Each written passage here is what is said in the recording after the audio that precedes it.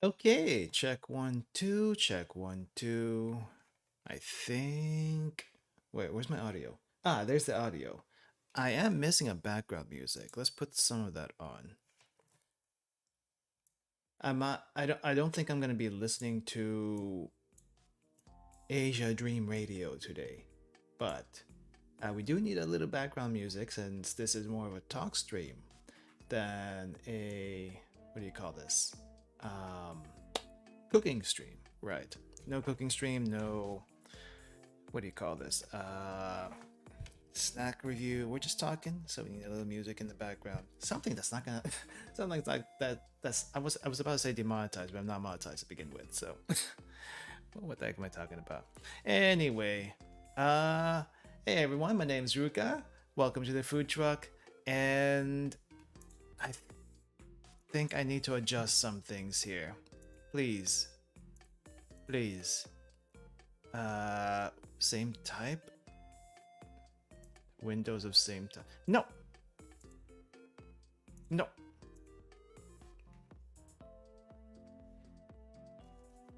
I'm gonna have to do something about that. At least it wasn't anything doxing there, I don't think. Maybe. Maybe. Wait, we're gonna have to do... Ah, why? Why you do this? Why you do this? It was working earlier, and now it's not. Now it's not. Wait, let's do it this way. I should have done it this way a long time ago. Guest mode. Guest mode on the Google Maps on Google Chrome. Maybe it'll be better. Maybe it'll be better this way. Let's see. We are gonna go first to Asakusa. Okay, we got Asakusa there. We got nothing else going on this screen, I don't think. So let's go here. It is taking up the entire freaking screen. Why is that? Client area, Windows match, or something. Let's bring you down. Let's bring you down. Let's bring this up a little bit. Yeah, I think around here. Yep, we good there. We good. Okay, so last time we did this. Last time we did a Japan talk, I think we were talking about going around the airport as well, like what to expect when you get into Japan, how when you get in an airport, what's actually to look around. Uh, Airport's actually pretty nice. I think we went over that a little bit. We could have gone and talked about it quite a bit more, but we have eventually have to get on with our trip, right? So we got out of the airport, we got on the train, we went to Asakusa. This is where we left off last time. And honestly, you could probably spend like an entire vacation in Tokyo. Like maybe let's just say 2 weeks in Tokyo. Honestly, it'd be a really long time to be in one place. But if that's what you want, then there's plenty of stuff to do. You, I feel like though, it's if you're there for 2 weeks, you could do a lot of stuff. It would feel like you've been living there forever after that 2 weeks, though. At least even if you're just roaming Japan, it would feel like you've been there for forever. But let's say a minimum of 1 week. You can still do, I mean, 1 to 2 weeks if you wanted to do so and you really didn't want to explore anywhere else or don't feel comfortable exploring anywhere else. That is doable. That is doable. But let's see, where was I gonna go with this? I will, I guess, not exactly that topic for today, but I will say, if you're in Japan for at least 2 weeks, minimum 2 weeks, then you should go explore outside Tokyo because you're most likely always going to end up in Tokyo whenever you visit, right? And especially if it's like your, maybe, let's just say it's like your once in a lifetime trip and that's the only time you'll go there. I would say 100% go outside Tokyo. There's more stuff than just Tokyo. A lot more stuff.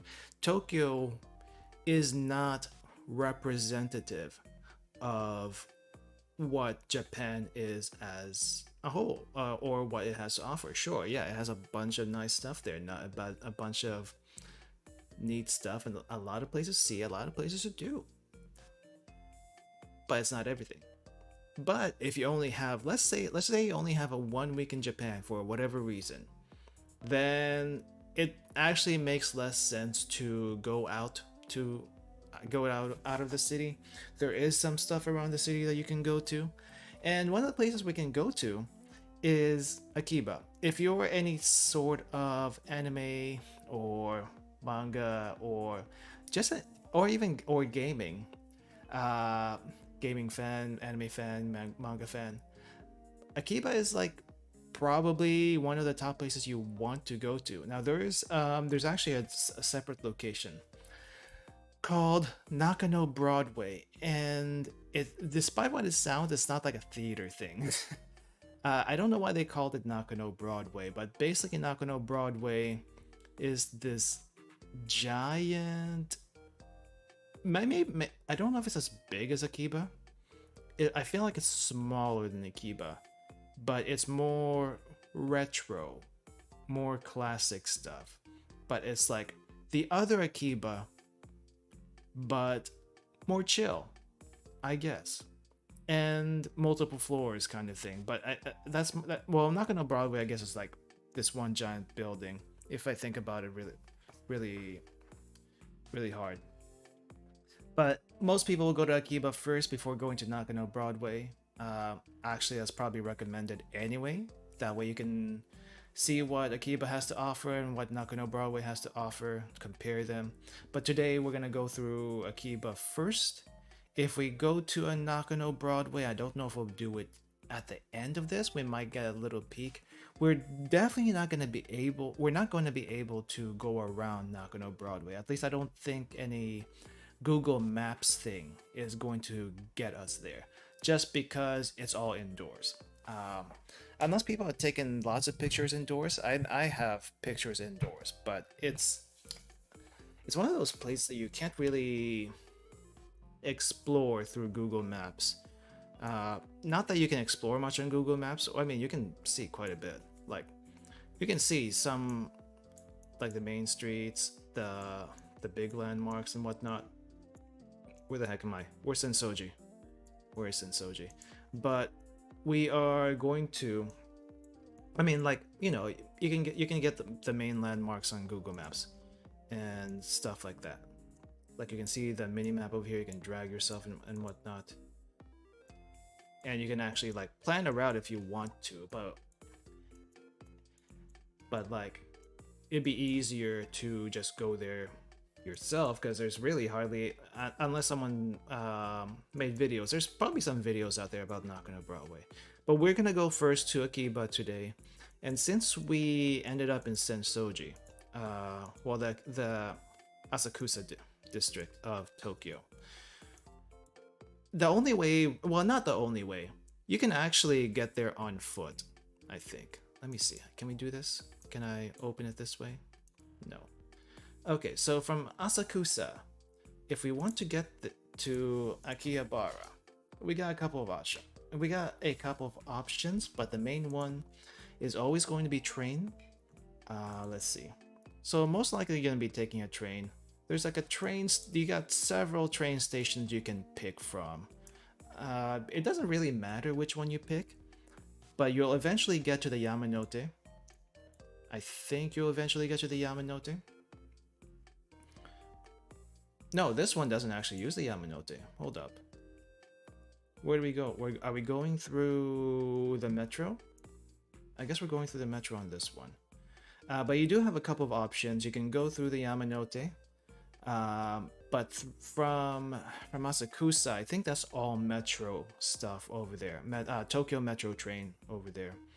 So you would probably get to one of those trains. I don't know exactly which line it's gonna be, but you just pick one.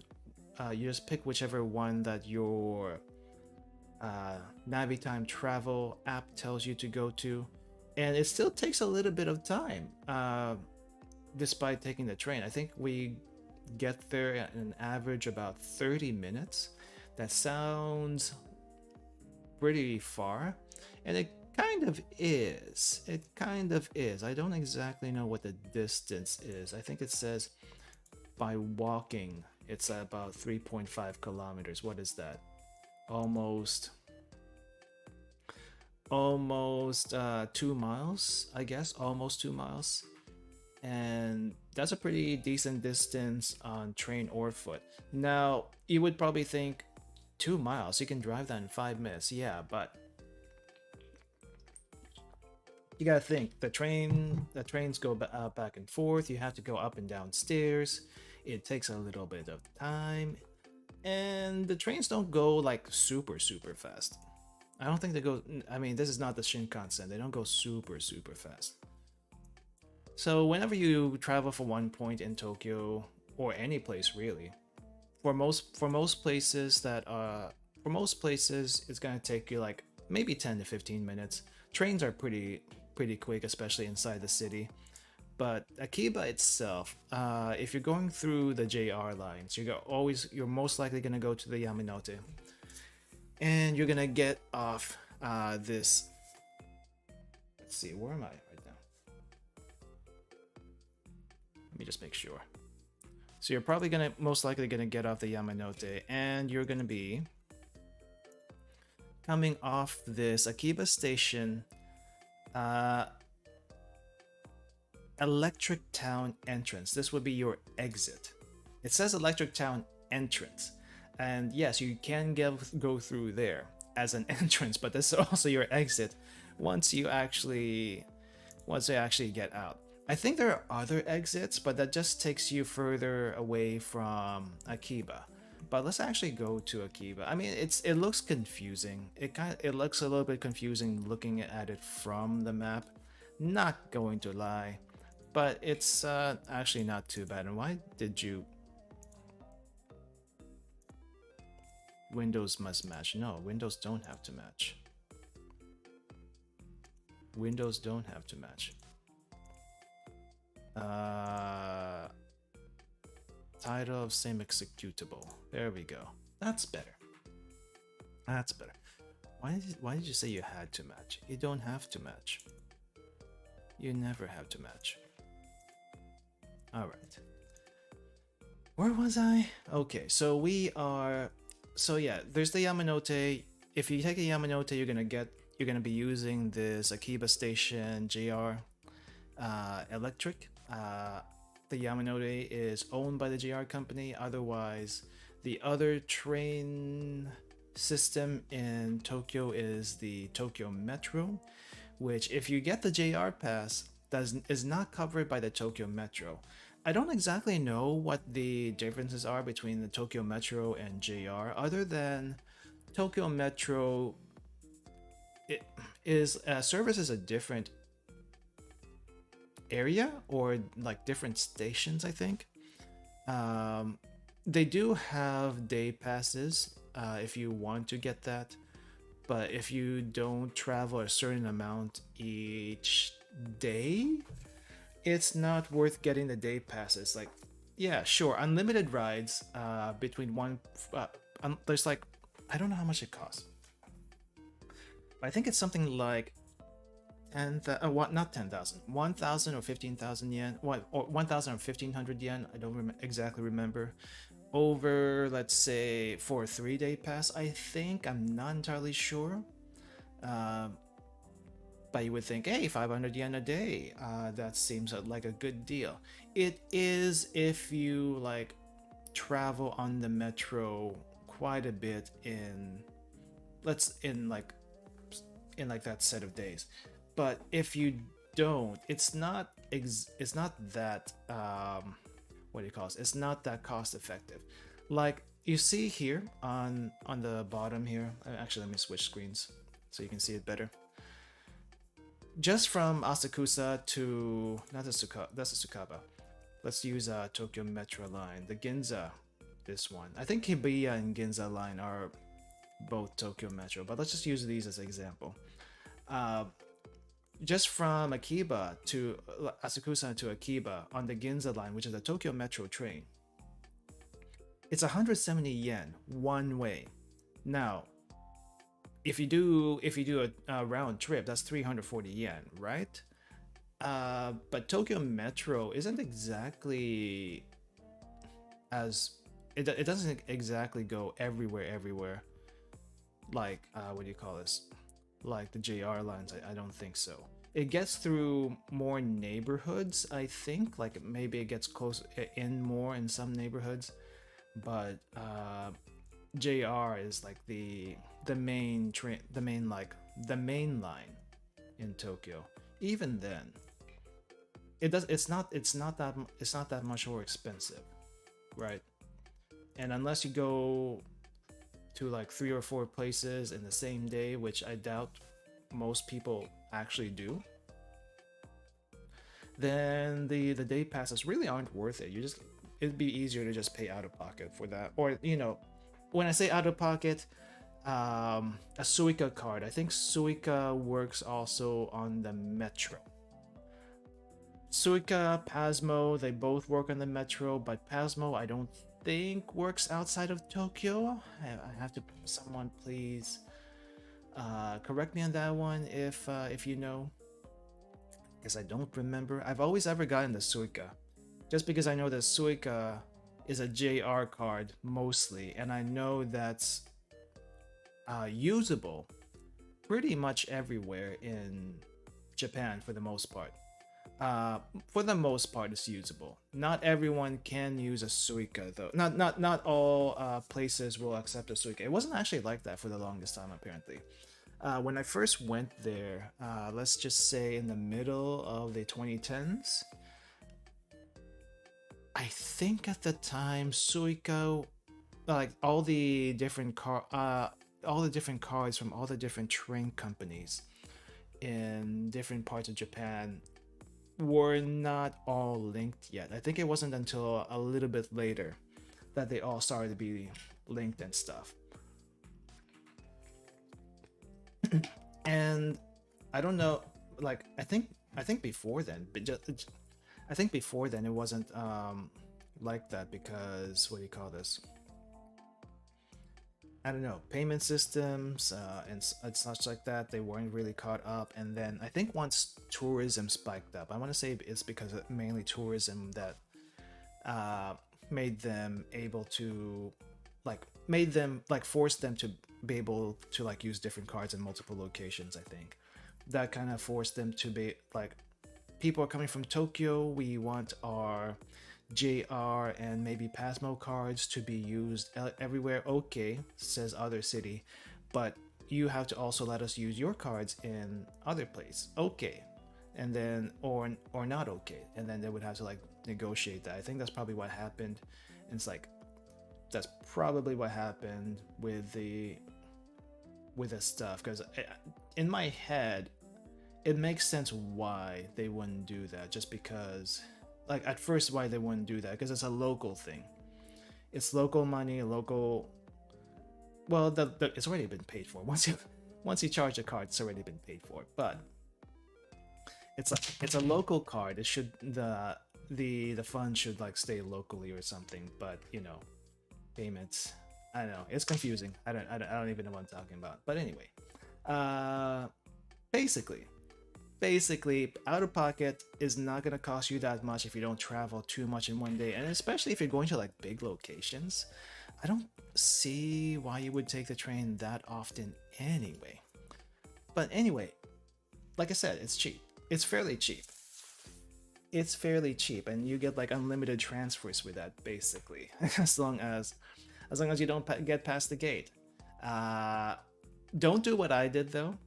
Don't do what I did and like try to take a shortcut from one street to another through a train station, and then use your Suica card or whatever, because it actually causes errors, and it's always an awkward situation to like go from one end of the gate. It scans just fine, and you try to exit, and then error code shows up on the terminal. It's like, oh, what's going on here? and then you go to the person behind the counter, behind the booth, and say, my card's not working, why? And then they scan it and they show your, and they see your past history, and it's like, what are you trying to do? I'm just trying to get to the other street. Can I do this for free? No, you must pay the toll, as if you actually rode the train, and it sucks. So don't do that. Don't do that. I still do it once in a while, just by accident, because sometimes I also do get confused where to go, and it's like, oh, I thought I was supposed to get off at this station, or I went through the wrong exit. Now I have to go through the other exit, and it's easier to do it if there's like, let's just say that we're in this station, right? Let's just say we're in this station, and there's like an exit over here on the upper part, and there's like a exit over here in the lower part. It's all the same platform, but you went to the upper part when you were supposed to go on the lower part, and that's happened more than one occasion, and it sucks. It sucks that you had to pay double for your fare at that point. It's and you just learn. It's awkward, and hopefully it never happens again. But anyway, Akiba itself, though. Akiba itself. Where is Akiba?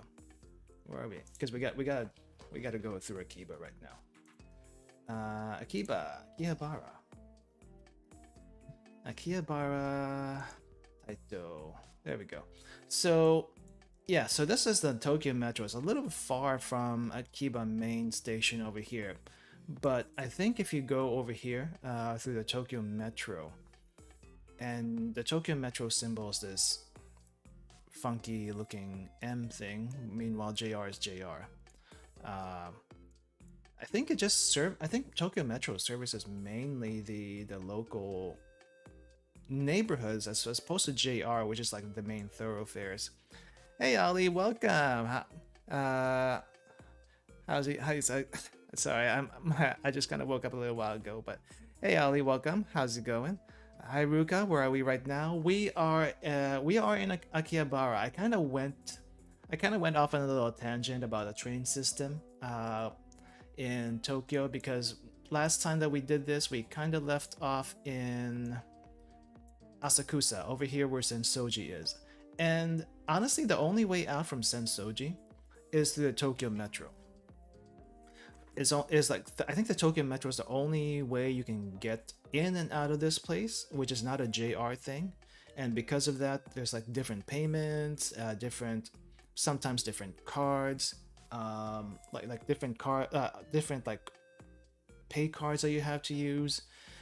And sometimes it gets a little confusing with that. And then I just kind of went off a tangent where like each city has its own local lines, and each local line has their own pay cards, and sometimes it's not like interchangeable with the Pasmo or Suica cards, and it gets a little confusing this way.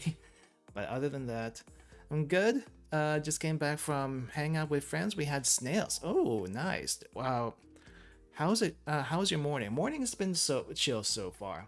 I basically just woke up.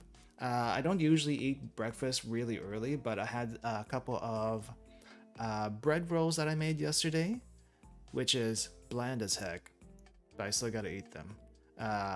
Let's see, what else did I eat? I just ate that and some fish sticks, basically. Very light breakfast, and also had some tea. But other than that, I'm hopefully the tea doesn't kick me in the butt though, because I think it had a little bit of sugar in there, and it would be bad if the sugar started affecting me and stuff. But other than that, doing well. But we basically just, I think I spent way too much time talking about the transportation system. I don't know, I just find it fascinating. Just because I actually haven't done, I usually don't do public transportation systems unless I'm traveling, for obvious reasons. But yeah, Tokyo Metro, mainly the only way in and out of the Asakusa Sensoji area. I think there's some I don't know if there's any JR lines, but this symbol over here, this funky looking M, that's a Tokyo Metro, different card. You can't use a JR pass there. So we had to figure out a way to get from Asakusa. Yeah, we had to figure out a way to get from Asakusa to Akihabara, and there's like several options, but I think like there's several, as you can see, there's several paths, but I think they're all Tokyo Metro. Is this Tokyo Metro? This is a JR actually, but it's a little far. This one looks a little far, but it does get you directly to Akihabara in this area. I think all the other ones gets you a little bit further outside of Akihabara, and then you have to walk a little bit, which is not a huge deal. But Akihabara itself, if we look at it, is really just this tiny area. It's not very big. If we had to measure it, and we have this little measuring thing down here, 1, 2, 3. It's not even 1 kilometer. It's not even 1 kilometer in air, like in circumference. I think it's like something around the order of 6 by 6. It's not big. Suffice to say, it's not big. It's like maybe like 3 city blocks this way and maybe 5 city blocks this way. Not very big. It's really all concentrated in one area, and once you get out of there, then it's just like normal neighborhood stuff and things. You can like easily go through it in like 30. You can easily walk through this in like 30 minutes if you really wanted to. But even in this small area, there's quite a bit of stuff to do. Wait, there's a park here? There's a park here? Shoto, what's in this park? This is still Akihabara, but it doesn't look like Akihabara, does it? No, it doesn't. But apparently there's a park here. I guess it's just a regular neighborhood park. But let me just show you what you expect really quick. If you go through the JR line, you should be able to see this this train station. Well, not train station, there's the exit. Specifically, you're going through the Akiba Electric Town exit. Yeah, not as colorful, but that's because it's just a neighborhood. I don't think I could call Akihabara a neighborhood, but it is. How do I describe it? It's a district. I guess it's an unofficial district. It's just a commercial area.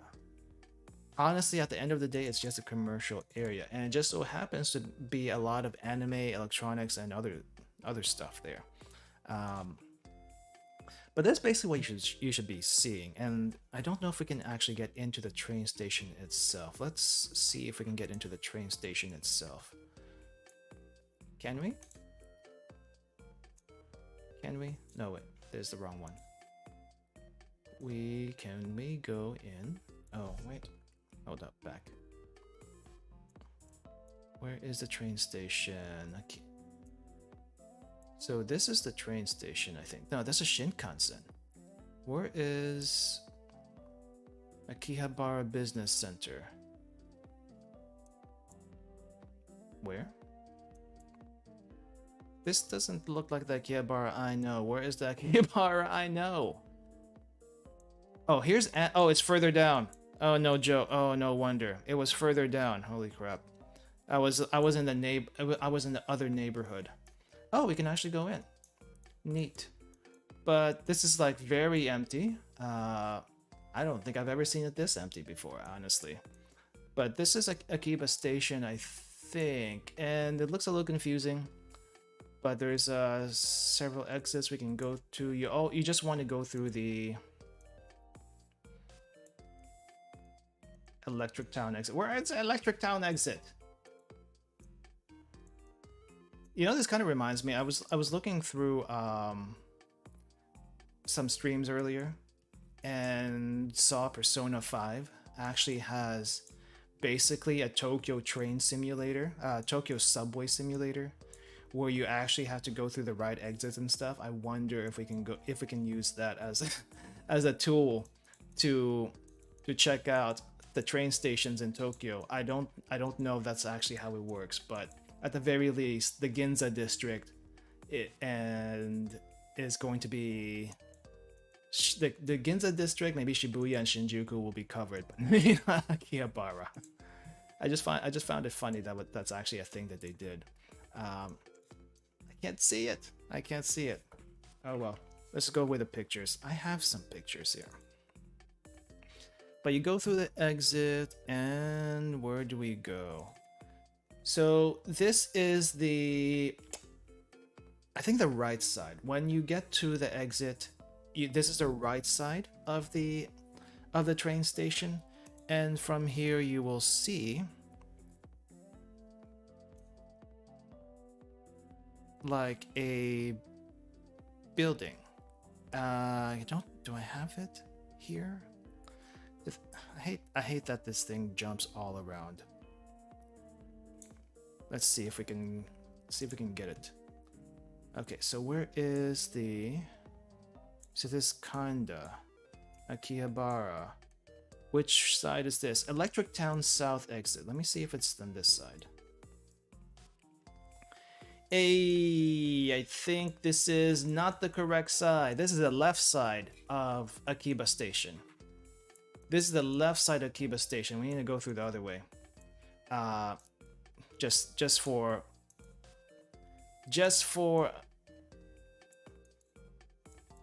demonstration purposes. When was this? 2022. Oh, this was this year. Wait, what's on display right now? yuruHYPE? In 2022? What? Really? So Arte, this is basically this like shopping mall, I guess, attached to the train station. And it has like random stuff that they promote all the time. I guess this time it's like yuruHYPE for whatever reason.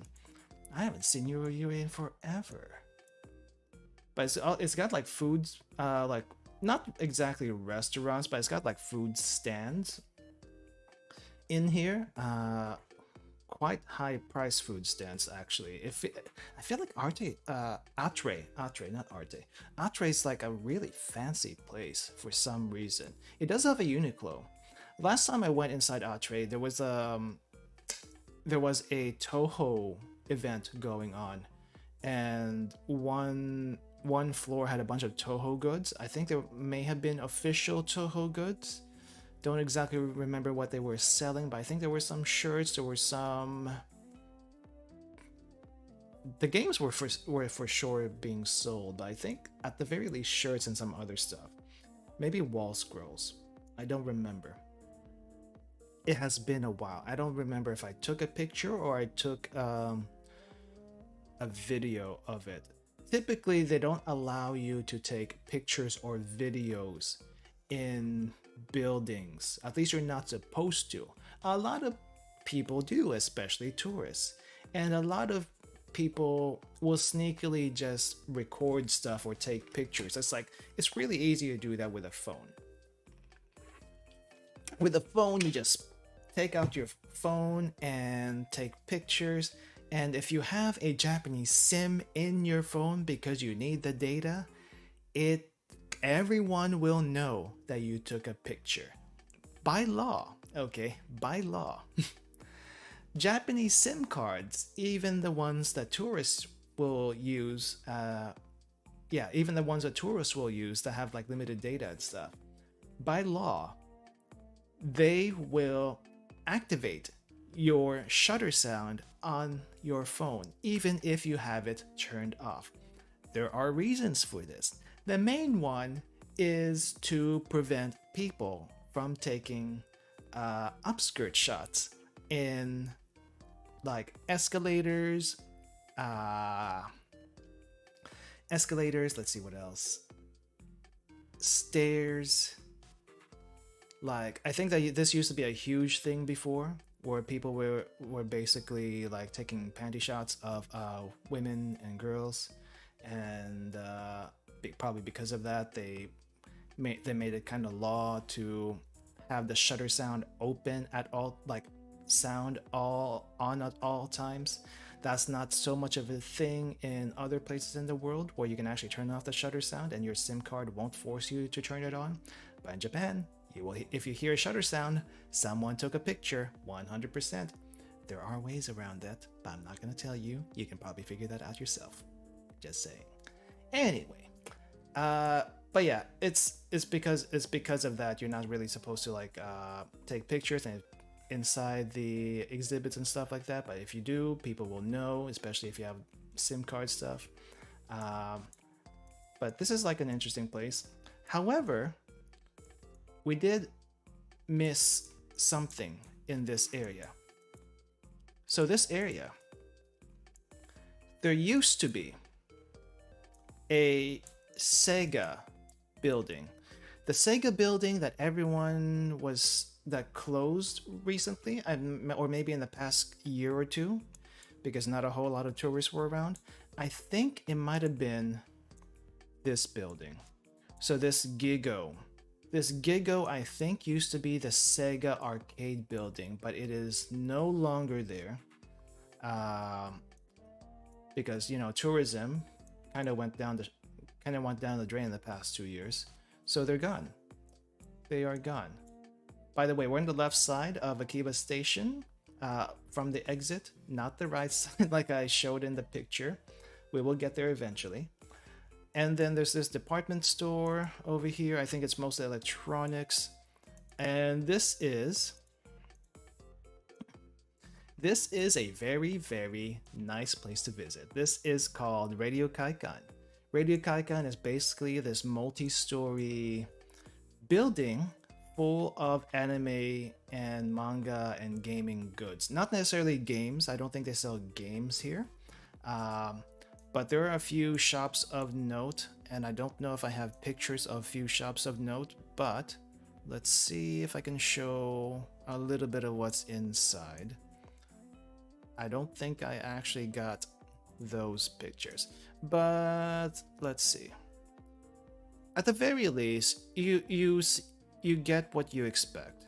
There are some things that you kind of expect, like I have to adjust this thing.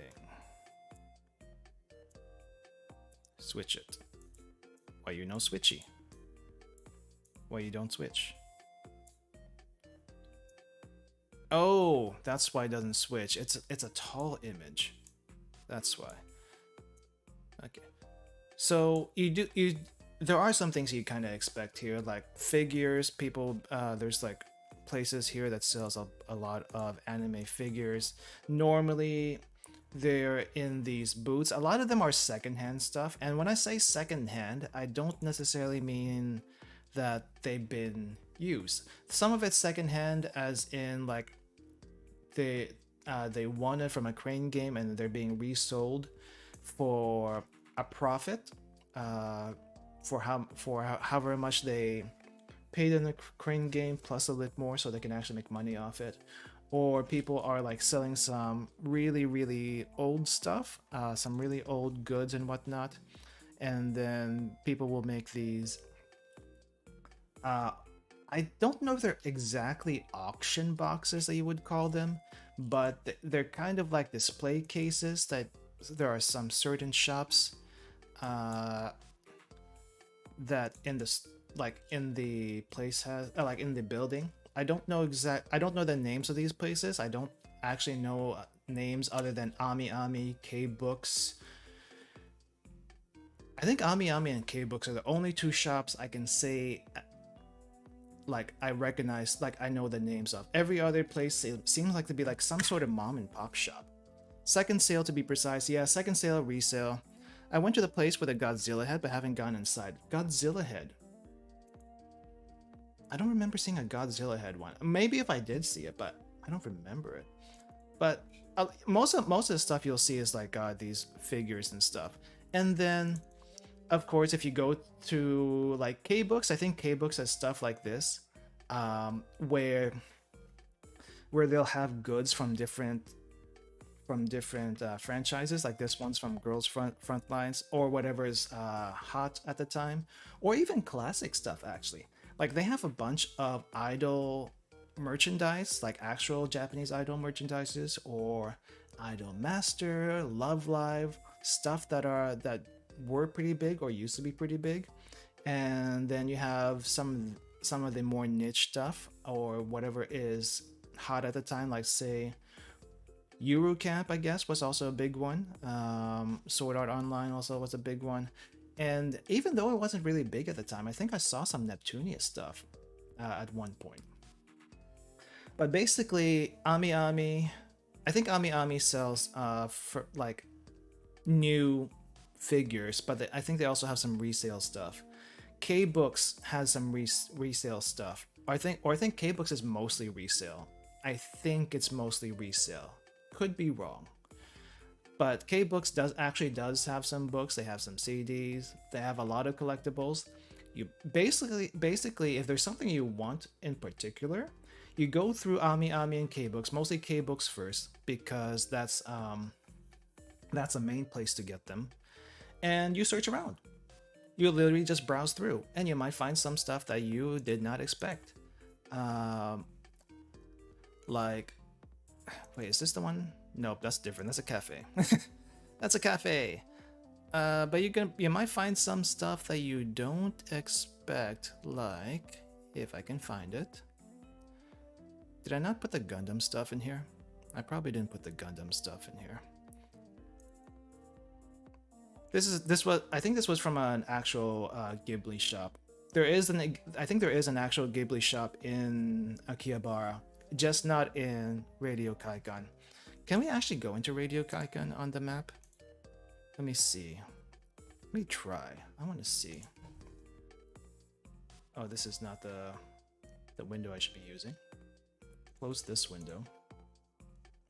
Can we go into Radio Kaikan? I want to go into Radio Kaikan. Can we go in? Did anyone take pictures of inside? A lot of people will take pictures inside Radio Kaikan, and there's some shops in the other floors that says do not take pictures, but people take pictures anyway or try to sneakily take pictures. Like me. I sneakily try to take pictures of goods because where else am I gonna see all this stuff? Never. Never. Oh yeah! This stuff too. This stuff too, whatever this is. I think there's a bunch of... let's try to get a close-up. Let's try to get a close-up. So Mario goods. Did you know there are lots of little Mario figures and coins that you can collect? As well as all these retro games. I think there's JoJo in there now that I see it. There's a JoJo game there for the NES. Really? I took this picture. I took this picture. I don't even... 2,000 yen for a JoJo game for the NES? 1,500 for Mega Man X2? They made Mega Man X2 for the NES? No, wait, that's not for the NES, right? That can't be for the NES. What else is on here? There's a bunch of stuff here. This is probably someone's display case. No, that can't be a display case. Why would you have a display? Who would have this many copies? This is probably not a display case. It is neat though. For just 1,000 yen, you can get a bunch of collectible coins for Mario. It's pretty neat, I think. Okay, get back to normal. Get back to normal. I was trying to look for some... Not this one. But the prices are gonna be all over the place, even for the same items. So you gotta be careful about the secondhand shops. Like, you'll see one figure in the same shop selling for two different prices. It's probably because it's like condition. Do they have a box? Do they not have a box? It's mostly that kind of thing. If it's in mint condition, it's always going to be more expensive. If you and then you go to a different shop and it's like cheaper or more expensive. I think one time I saw one figure selling for almost twice as much in a different shop, but they looked almost exactly the same to me. Honestly, I don't understand why, and other than conditions and like condition and whatnot. Oh yeah, Kantai collection also used to be huge back in the day. There used to be this Kantai collection arcade game, right? There used to be a Kantai collection arcade game. I think it was in SEGA, if I'm not mistaken. That if you know how the original game plays, when you complete a node, you get a random drop, and the random drop will actually manifest in this game as an actual card. And these are basically all the cards. So people will get them. They don't want any dupes. They sell them to the shops for people who else wants to collect them. A lot of times, like local Japanese people won't actually buy these unless it's a card they don't already have. Most of the time, the people that buy these are foreigners, I think, or like foreign visitors. Just because, you know, they're fans of the series, they can't get the stuff anywhere else, and you know, they have to buy these things individually or play the game. It's much cheaper to buy these individually than play the game, because I think the game is like quite expensive per play, I think. And then you have the RNG to fight for whatever drops that you might want to get. But they're not too expensive when you actually buy them, though. I think they're in the order of maybe 1 to 500 yen, maybe sometimes higher than that if they're a little bit rarer. Like more common stuff is always going to be cheap. Also, characters. If you have a character that's not as popular, definitely going to be cheaper. A lot of places sell random figures and merch in many stores, not necessarily a figure shop. Yeah. There are. I will say though that not all the shops sell figures. There's like shops that are dedicated to cards, like the one I showed just now. I didn't include it here. I didn't include it here because my shots were really bad. But there were some, what do you call this? There was this one, I don't know if it's a shop or whatnot, but there's a shop, let's just say a shop in like maybe the 3rd or 4th floor of Radio Kaikan, where it's like an actual doll shop or some sort of doll shop. For anyone that doesn't know, doll collecting, doll dressing up, dolls are like I'm talking like something close to Victorian dolls, but more customizable, more anime. And there's an actual doll shop in one of the floors that is actually kind of neat to look at, and you can buy like base dolls where it's just a mannequin, no clothes or whatever, and you can buy accessories for them, you can buy clothes for them. And I don't think it's a shop all people go to. There's probably some other specialty shops elsewhere that I don't know about, most likely don't know about. But there are like doll Twitters. There are Twitter accounts in that post. Basically just like their dolls in different outfits, or have their one doll main character and like their one doll waifu, OC, whatever you want to call it, and have different poses and situations that they post them into, which is I think kind of neat. Oh yeah, Yu-Gi-Oh cards. They still sell Yu-Gi-Oh cards over here. However, it's all in Japanese, I think. 10,000 yen for... Wait, what? Wait. Why are there English Yu-Gi-Oh cards in Japan? Who is selling English Yu-Gi-Oh cards in Japan? There's like a whole section of English Yu-Gi-Oh cards. I thought this was Japanese. And why is this one 10,000 yen? It's probably not used... I don't know how good this card is, but it's probably like just the foil? No, but there are other foils that are cheaper. Why this one? I don't understand. I don't remember why I took this picture. Maybe because it was an English card. I don't understand. Radio Kaika is an interesting place. It's a very interesting place to visit. Albedo. I think this was a pretty big Albedo picture too. But yeah, Radio Kaikan is, you can spend a lot of time Radio Kaikan. I think I can easily spend maybe a couple hours or more just browsing through stuff in Radio Kaikan. You don't have to buy anything actually. You just go browse stuff. Like you thought K-Books and all the other places were interesting in Radio Kaikan. K-Books, Ami Ami. I think K-Books and Ami Ami are floors by themselves. But can I go in? I want to go in. Can I go in? Can I go in Radio Kaikan? Will you let me into Radio Kaikan through the map? Because it'd be easier to do this if I actually can get into the map. You don't want me in the map. But the one other store in Radio Kaikan that I kind of recommend everyone to check out, just because it's like a really neat place, and it's not something you would expect in this location considering all the other anime goods and stuff. There is this one military place. It's like military surplus or something. Military outfits, military bags. They don't sell guns. I don't think they sell any airsofts or anything like that. They might. I don't remember. But they mostly sell like military surplus accessories like bags, vests, pads, badges, that kind of stuff.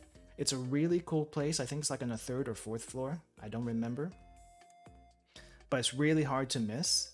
And basically you go in there if you're like shopping for any sort of the stuff. If you're a military otaku and looking for some gear, that's one place to go to. I think they also sell MREs now that I think about it.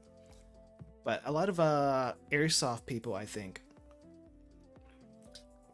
Airsoft people, military otaku, they would go to this place and buy some stuff. Let me see if I have any pictures of that. I think I do. I just don't remember where it is. But I've never actually.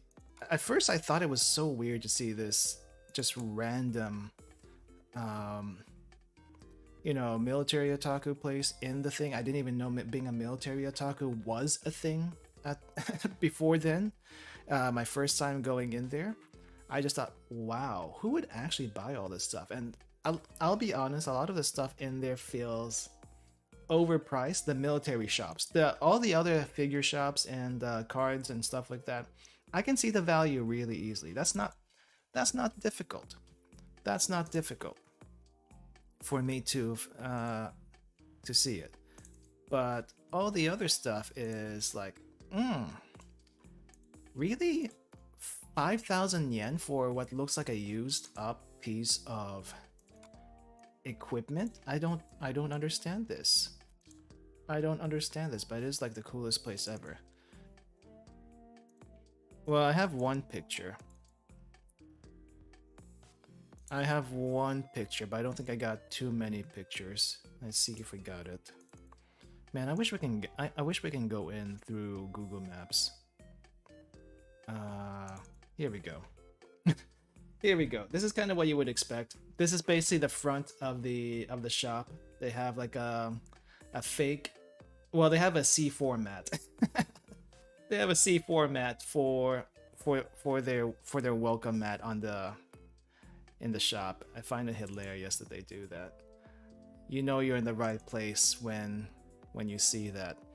But you can kind of already tell, lots of green, lots of camo from the little bits that you can see here.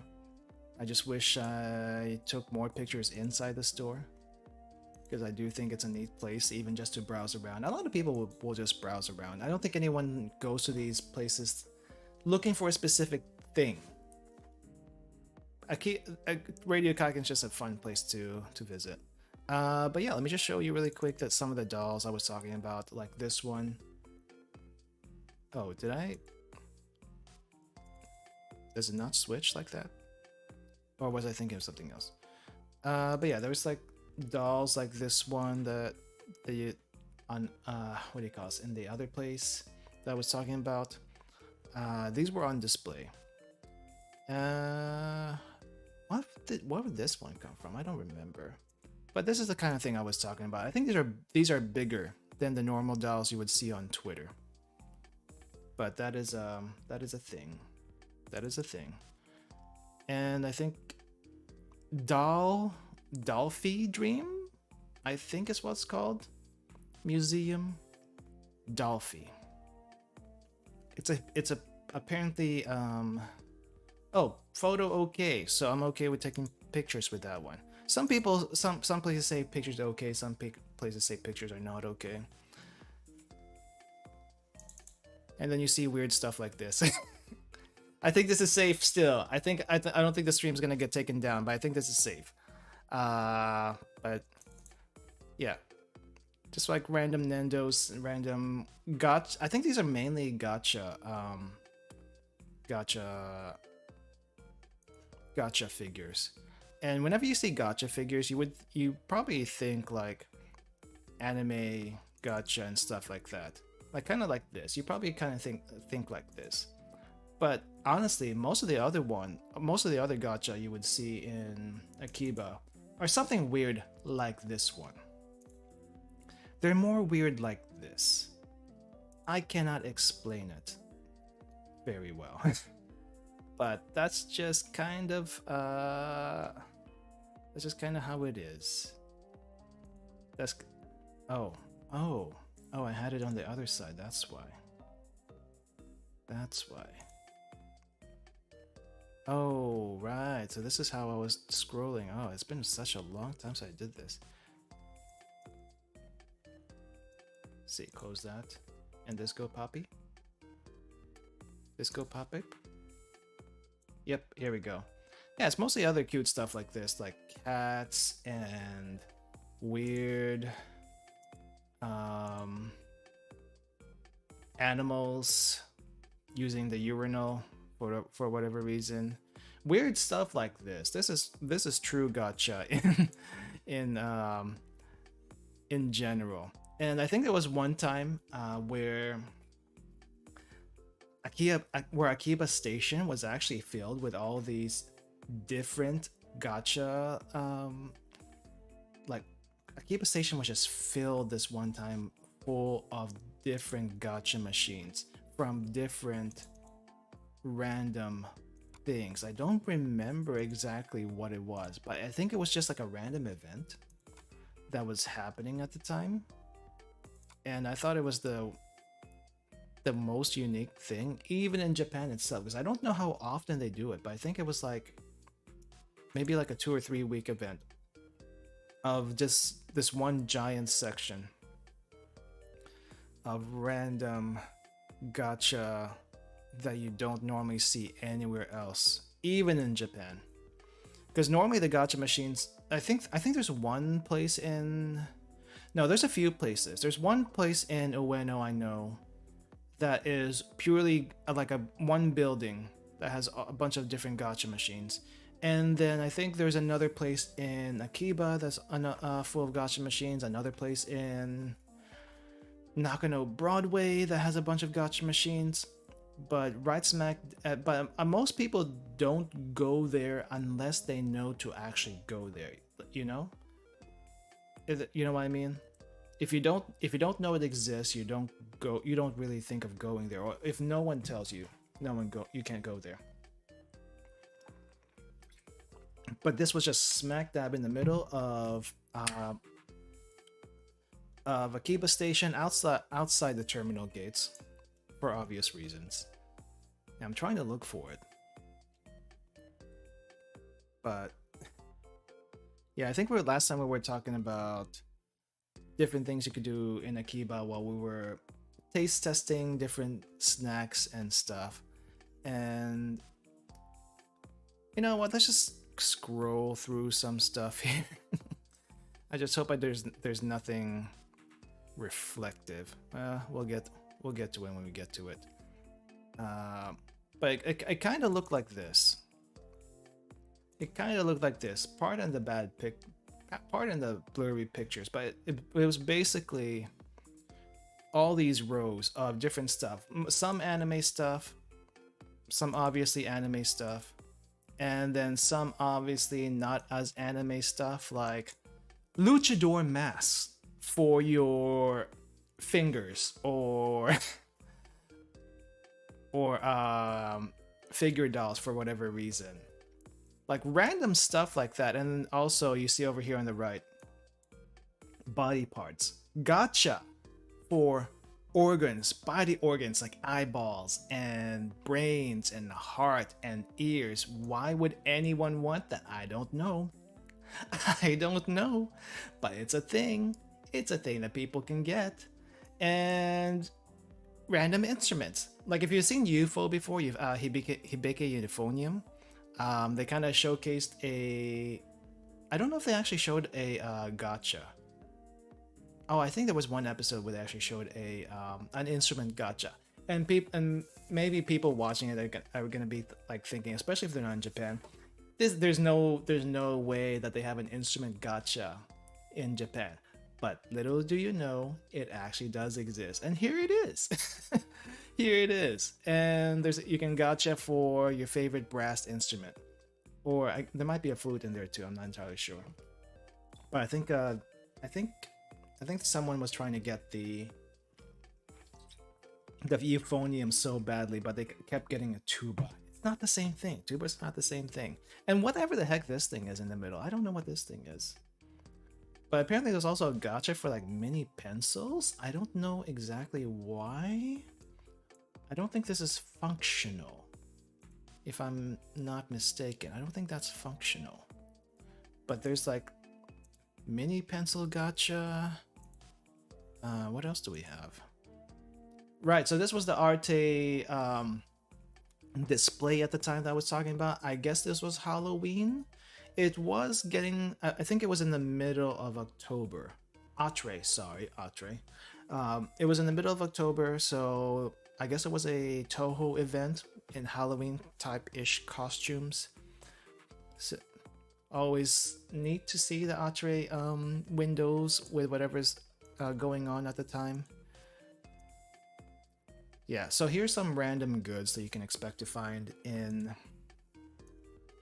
the shops. Let me make sure I'm not gonna go into anything reflective. Don't want to be doxing myself while scrolling through pictures and whatnot. Where is this spot? Where is this spot? Sorry, I'm just trying to figure out where I am in my directory, because there is a lot of pictures I did not sort through, and I forgot how to do this. I forgot how to do this picture sharing thing. We went to gotcha. Are we in the right year? Are we even in the right year? No, we're not in the right year. We're in the wrong year. We're in this year. Okay, we'll be good for a while. We'll be good for a while. But you can find random stuff here. I don't remember if Zombieland Saga was a thing at the time. But there's like a bunch of, like I said, random stuff you can find. Zombieland Saga is one of them. I actually was and still is a huge Zombieland Saga fan. So I took some pictures of these just because it's not something I necessarily wanted to get. But it was like, you know, this there's like a cell picture, not well, like, you know, like a, I don't know if a storyboard stuff. It's not stuff I normally want to get, but it's neat to see. It's neat to see. They tell you not to take pictures when you do this, well, like when you go through, but still do. And then random Dakimakura stuff that you can buy. The Dakimakura is not that much more, that is not that much cheaper if you actually go to Japan. It's actually quite expensive. I think they're around the order of 10,000 yen or something. But this is kind of what you would expect to see in K-books, just random stuff. I did get some badges because huge Girls Frontline fan. Got some badges, I used some of them. It's like some people buy them just to collect them and never use them. I collect half of them and I use the other half. I want to show people. I want to show people I'm a fan of certain things, even though they might not know. Pop Team Epic, I guess, was pretty huge at that time. This was tempting to get. This was so tempting to get, but I didn't want it to be crumpled in the luggage. It's like, what am I gonna do with a giant middle finger? I don't think you can use this. I think this is just... Was this a clear file? I don't remember if it was a clear file. But there's a lot of stationary stuff. And for some reason, a giant middle finger from Pop Team Epic is one of them. I mean, it's pretty iconic, not gonna lie. So... Nyanpasu. What was this? Oh, this was the Gosu Ucha. Gosu Ucha area. Still pretty big. Eurocamp. I did get some badges from here too. Patches and badges. There were a lot of cute stuff. Japan knows how to separate you and your money without forcing you to. I guess dumbbell was a thing. So is Machikari Mazuku. There's a slice of life section basically, and it's nice that they group them by series. And if you're a Kaguya fan, there's some Kaguya stuff here too, but I don't remember it being so big at that time. Or at least the display for it wasn't that huge. Probably because it was an off season for Kaguya, but it was still pretty popular and stuff. And then you have your perennials like Konosuba. Oh, this was nice. I think this was an acrylic figure. Yeah, this is an acrylic stand. I'm just not a huge on acrylic stuff though. But here's the thing. Most of the stuff you see here, most likely are from Crane Games.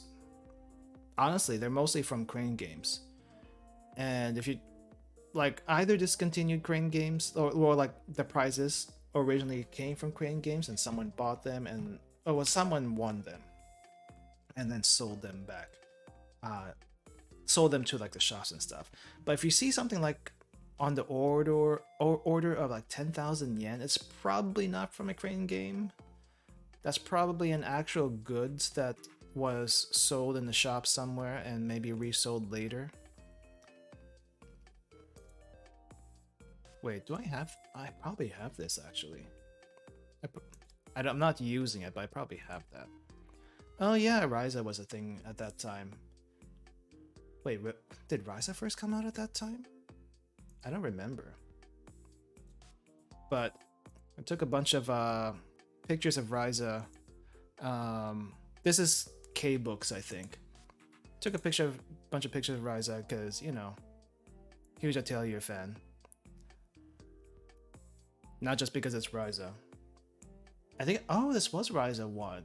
Oh, Ryza came out at that. Really? Really? Ryza came out at that time? Huh. I guess that makes sense. I guess that makes sense. They have been making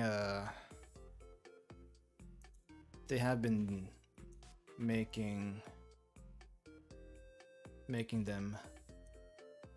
I mean, they make an Atelier game every year, so that kind of makes sense. But that's just K-Books.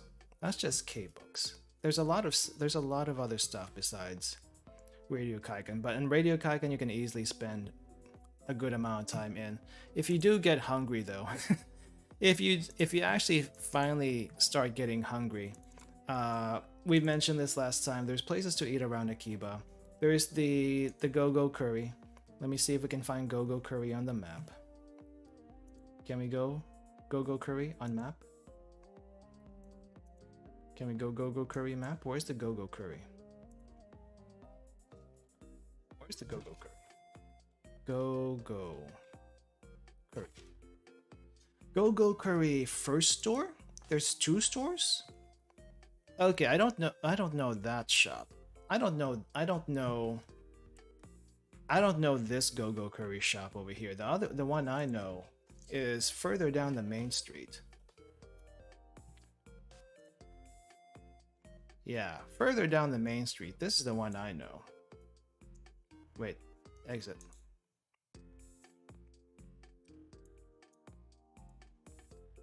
So down the main street, it's pretty obvious which one's the main street in Akiba, because once you go to Akiba, you see this giant street over here, and everything looks closed at this time point in July 2022, because it's like early morning.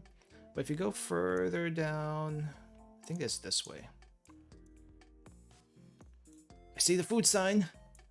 Is that Go-Go Curry? That's Yoshinoya. Right next to the Go-Go Curry. That was right.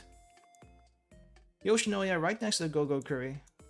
And also right next to a professional support for magazine and magazine. Professional support for magazine and magazine. Comics in Akihabara. What is this place? I assume they don't just sell stuff. They probably print stuff too. It's probably a printing press or something. November 2011. We skipped from 2022 to 2011. I don't even recognize this series. What is this series? What is this series? But I just want to go in front of the Go-Go Curry. I just want to go inside the Go-Go Curry. Let's see. Hold up. Hold up. Copy. Then we go down here. Dupe. Then we close this. Curry. Big Curry. If you haven't seen Curry and... Okay. Are we back? Are we back? I'm hoping we're back.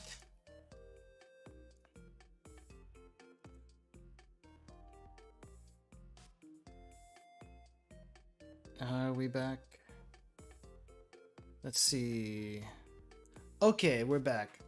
All right, well, OBS just wanted to crash on me for whatever reason. I'm not entirely sure why, but how far back did we crash? I wonder. All I wanted to do was like switch some stuff around, and apparently OBS didn't like that. OBS did not like that, so it said you must pay with a crash, and that's no good. That's no good. But I just want to show like places we can eat if you ever get hungry in Akiba, because you know walking takes energy, as well as window shopping. So one place if you really want to get filled up, because you're gonna need all that energy for stuff. Can I move forward, please? Can I move forward? Why can't I not move forward? I just want to go down here. There's the Go-Go Curry right there. Wait, Mulan Akiba. I think I've dropped by there actually before. But Yoshinoya, good and cheap. Go-Go Curry, a little bit more expensive, but very filling. And then we time travel into 2011. Why do we time travel into 2011? I cannot tell you. And then we're stuck in 2011 because we cannot get out of here. I just want to go out. I just want to go out of 2011. But this is one place. It's down the main road, and there's also another area that is just like tons and tons of food, if I can find it. But I think it's like around here in the back. Yeah, my OBS died a little bit for me too. So it's around here in the back. It doesn't look very lively right now, again, because, you know, in the middle of like early in the morning. But Yeah, the katsu curry is actually pretty good. It was pretty sweet though. But if we go to like around back here, you'll see the Kobe beef ramen shop somewhere back here. I think it's further down this way. I don't know if it's in this street. It's a little confusing. Then the Japanese KFC, which some people like. But I think it's this way. Katsuya. There's a katsu shop. Cheap katsu shop. I haven't been here before, but I should try it just to try. Let's see. She's got to be here somewhere. It's probably further down. I want to say it's further down. But there's oh, here it is, I think. I think this is it. No. What is this? What is this place? Shinobazu Ninja Cafe. Ninja Cafe? There was a Ninja Cafe here? I've seen this shop. I didn't realize it was a Ninja Cafe though. Roast beef Ono Akihabara.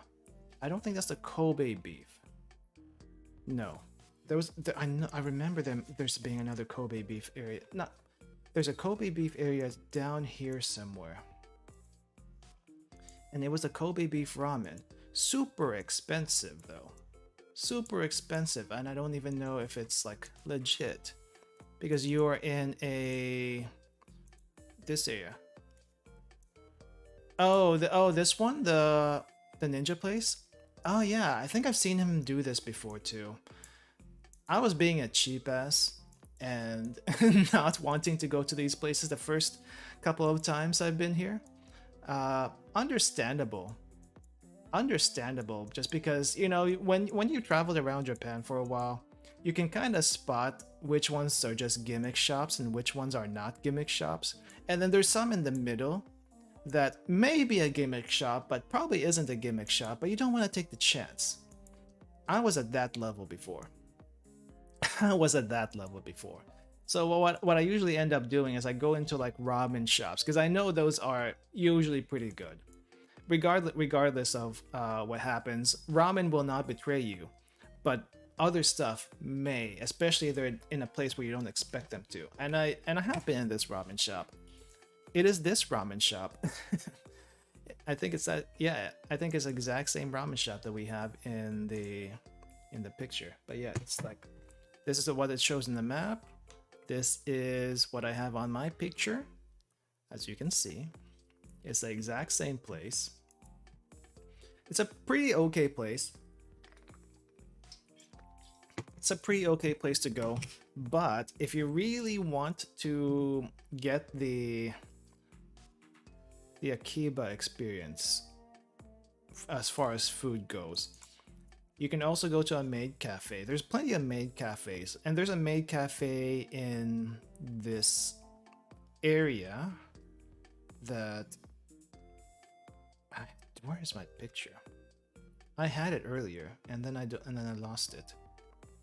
But there's a maid cafe in this area. I think Milky Maid or something like that. Where is it? We saw it earlier. I remember seeing it earlier. But there's a bunch of shops here. It looks like a grungy area, and you might be right in any other city, but here it's like normal. What is this? 5th anniversary Tales of the... What? Is it Tales game? What Tales series is this? Tales of the... Rise? What? Is this some sort of shop or gacha thing? I don't understand. Maid Dream though. Maid Dream. Maid Dream's like the main maid cafe in this corner of Akiba. I know I have a picture of this because I was looking through it a little while ago. But now I can't find it for whatever reason. Where is it? I had it. Unless... Oh, it's probably in the other folder. Oh, did I close the other folder? Oh crap, I'm stupid. I closed the other folder, that's why we don't see it here. That's why we don't see it here. Oh well. But Maid Dream, if you want to go to a maid cafe, I've never actually been there myself. I don't know anything about inside Maid Dream. You will not get pictures of anything inside maid cafes because that's normally a paid thing. You have to pay for that. You have to pay for that kind of thing in Akiba for obvious reasons, I think. I hope it's obvious reasons. If it's not, then don't worry about it. But if you want a fancier, I guess a better experience, there is another place I would like to recommend. I think there's also the ramen place in this area, but there is another place I would like to recommend. Where is it? Let's see. Final Fantasy. Azoria Cafe in. Apparently, there's only 2 Azoria cafes, and this one is close to Akihabara. Like you would have to get past through the. You froze for a second there. It's probably because I was doing stuff again. But you would have to go through Akihabara. Let's backtrack a bit actually. So we're here in Akihabara, right? This is where we were last. Isekai Maid Cafe. Isekai Maid Cafe? Like I said, you can't really see pictures of anything other than food in these places. I've never seen this place before. I think this must be new. This must be new. But let me show you the other cafe I'm talking about. So let's just go here on one end of Akihabara. It's going to be pretty obvious where you are. There's like this giant bridge that kind of cuts across. But let's see. I wish I can see where I am on the map.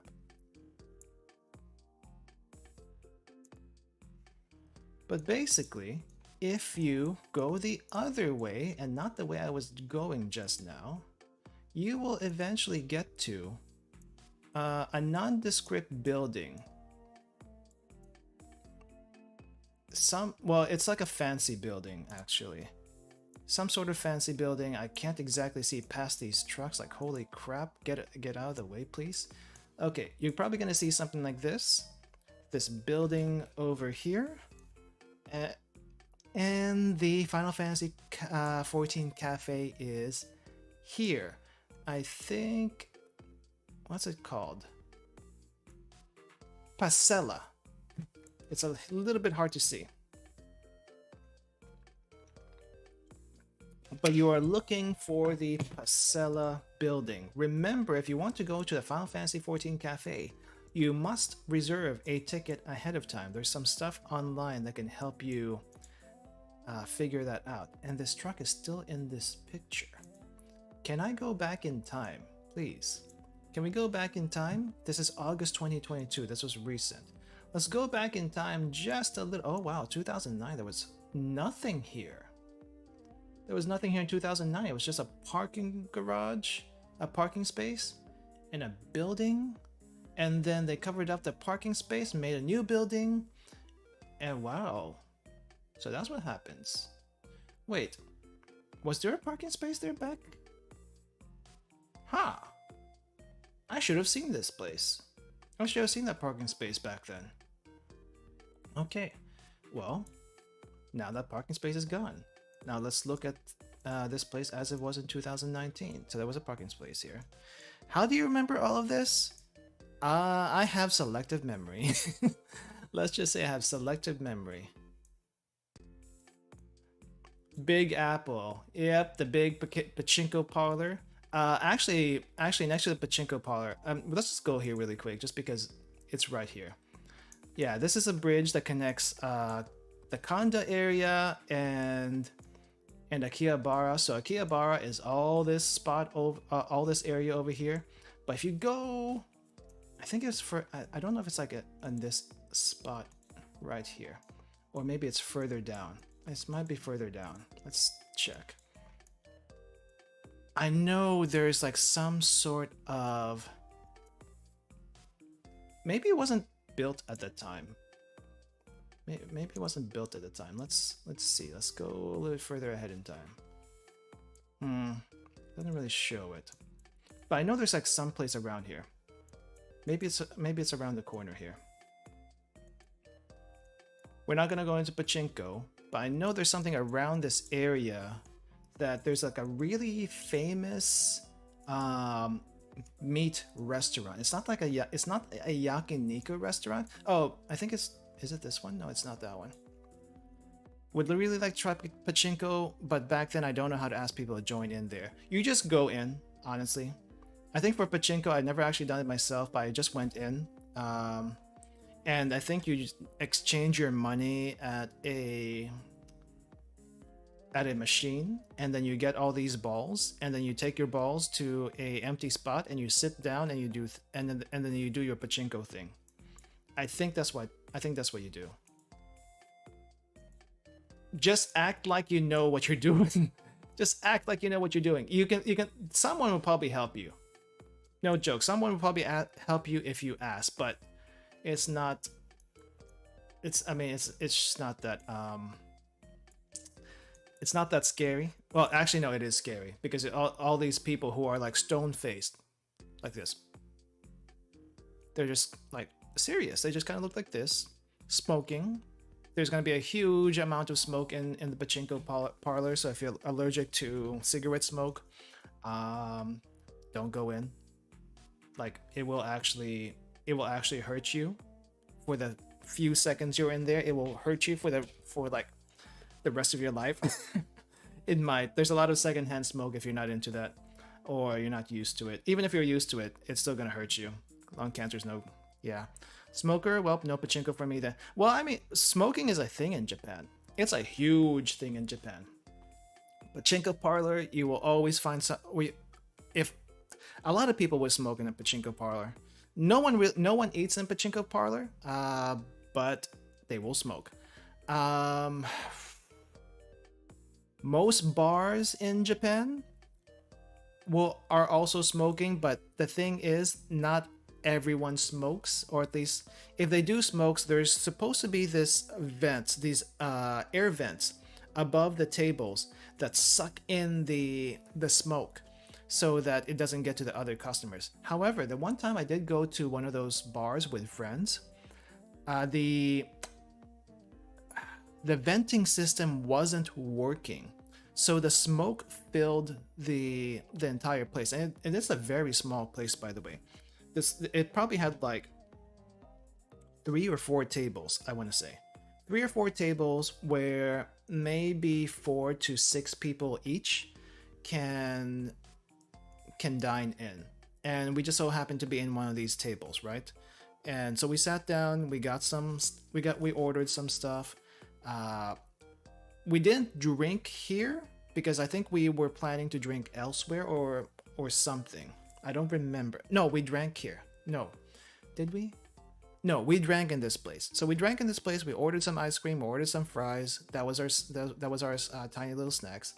And basically everyone else, not our table, but everyone else in the bar was smoking, right? And because the venting system wasn't working, the smoke filled the place. And my other friends they didn't seem to be bothered by it too much. However, I was affected so badly that my eyes started going like being bloodshot, and also started getting puffy. They actually were starting getting puffy, and I was tearing up. I didn't notice until someone pointed it out to me. It was the guy that we were hanging around with, right? So just to tell you the composition of the place, the composition of our group, it was like one Japanese guy and 2 other people who can speak English but from different countries. So it's a very multinational group of friends, or at least hangout.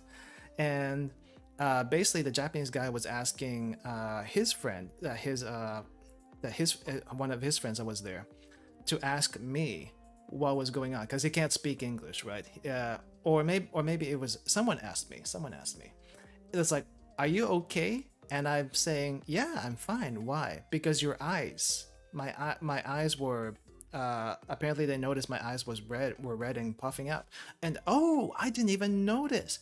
Where can I go? And then I went to the bathroom. There was like a small bathroom in the back, and I looked at myself. It's like, oh my gosh, I did not even realize I was um, I was being affected by all the smoke and stuff. And so I tried to clean myself up. I told him I was okay otherwise. Oh no, no, no, no, it wasn't that. They thought I was bored. I think they thought I was bored. They made a comic about this. I'm not going to show you the comic, but if you find it, you find it, and you know, you know. But they actually made a comic about this encounter, so I don't forget it too badly. But it's in Danburu if you can ever find it there. But yeah, it should be pretty obvious that it's me because I have mostly the same name. But anyway, if you find it, great, great. But yeah, I think they thought I was bored. They thought I wasn't having a good time, so they were kind of worried. And then I think it was my friend next to me that pointed out that there was if I was okay or not. I said I was okay, and because they thought I was like sleeping and my eyes were closed, it wasn't, or at least closing. I didn't realize it was a smoke. Cleaned up a bit, came back, and everything was like, oh, okay, so that's what happened. And then we kind of got into talks of like, oh yeah, in the US and most of North America, you don't like, people don't smoke. They're not used to smoke. Like, don't smoke in bars and stuff like that. They used to until they banned it, and then so it's like smoking isn't such a thing anymore, and so we're not used to it. But everywhere else in the world, smoking is like, you know, widespread for the most part. Yeah, smoke makes my throat dry out and irritated. Yeah, Korea, everyone smokes too, especially office workers. They smoke due to stress. Yeah, I mean, I think that's just in general. Asia in general, everyone, almost everyone smokes. There's a lot of people that don't, but there's also a lot of people that do, and they and they bother the people that don't. That's just how it is. And I think they tried to like ban smoking in Japan at one point, but they couldn't do that because, you know, there's like a huge smoking lobby or whatnot. I don't exactly remember, but anyway, tobacco lobby, whatever. But I think this was the shop I was thinking of. I don't think I don't know. It sounds wrong. It seems wrong. But I remember there was like some sort of meat shop here. It might be this, it might be somewhere else nearby. But yeah, pachinko, lots of smoke. Don't go there if that bothers you. If it doesn't bother you, you can try it a little bit, but definitely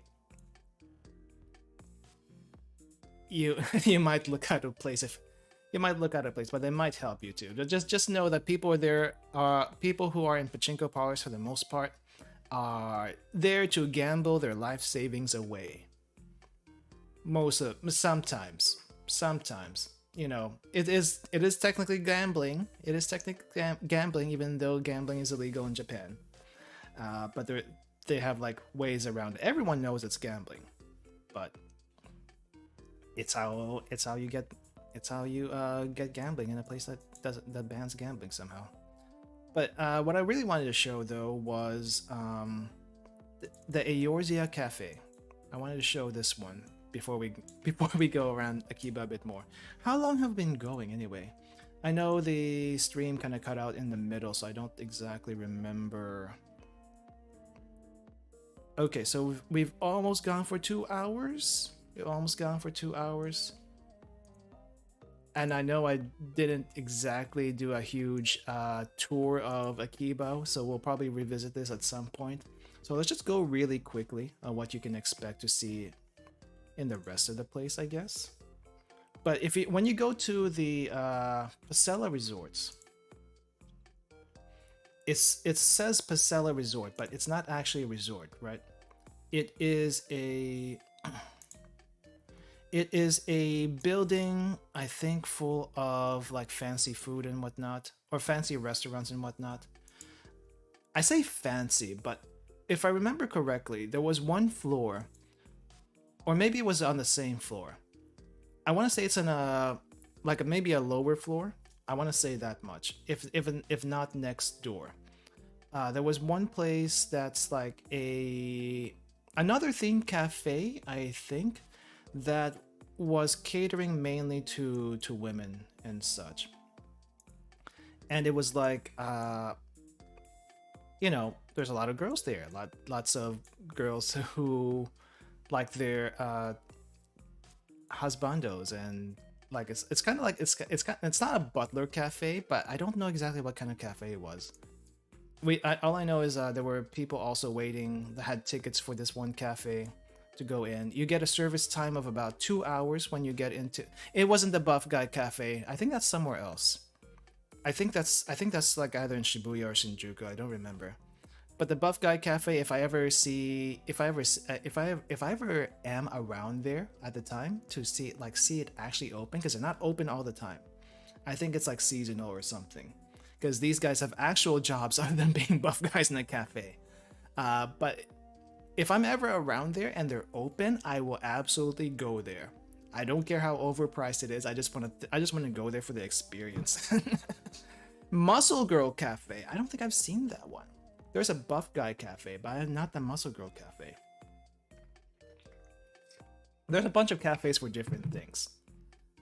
And I'm hesitant to go there alone. I need someone with me. You know? You don't want to die of cringe by yourself. You want to die of cringe with someone else when you go to these cafes. And I need someone who is open for that experience. Which, if it all went to plan, I would have actually brought a friend with me. I would have brought a friend with me on my next trip to Japan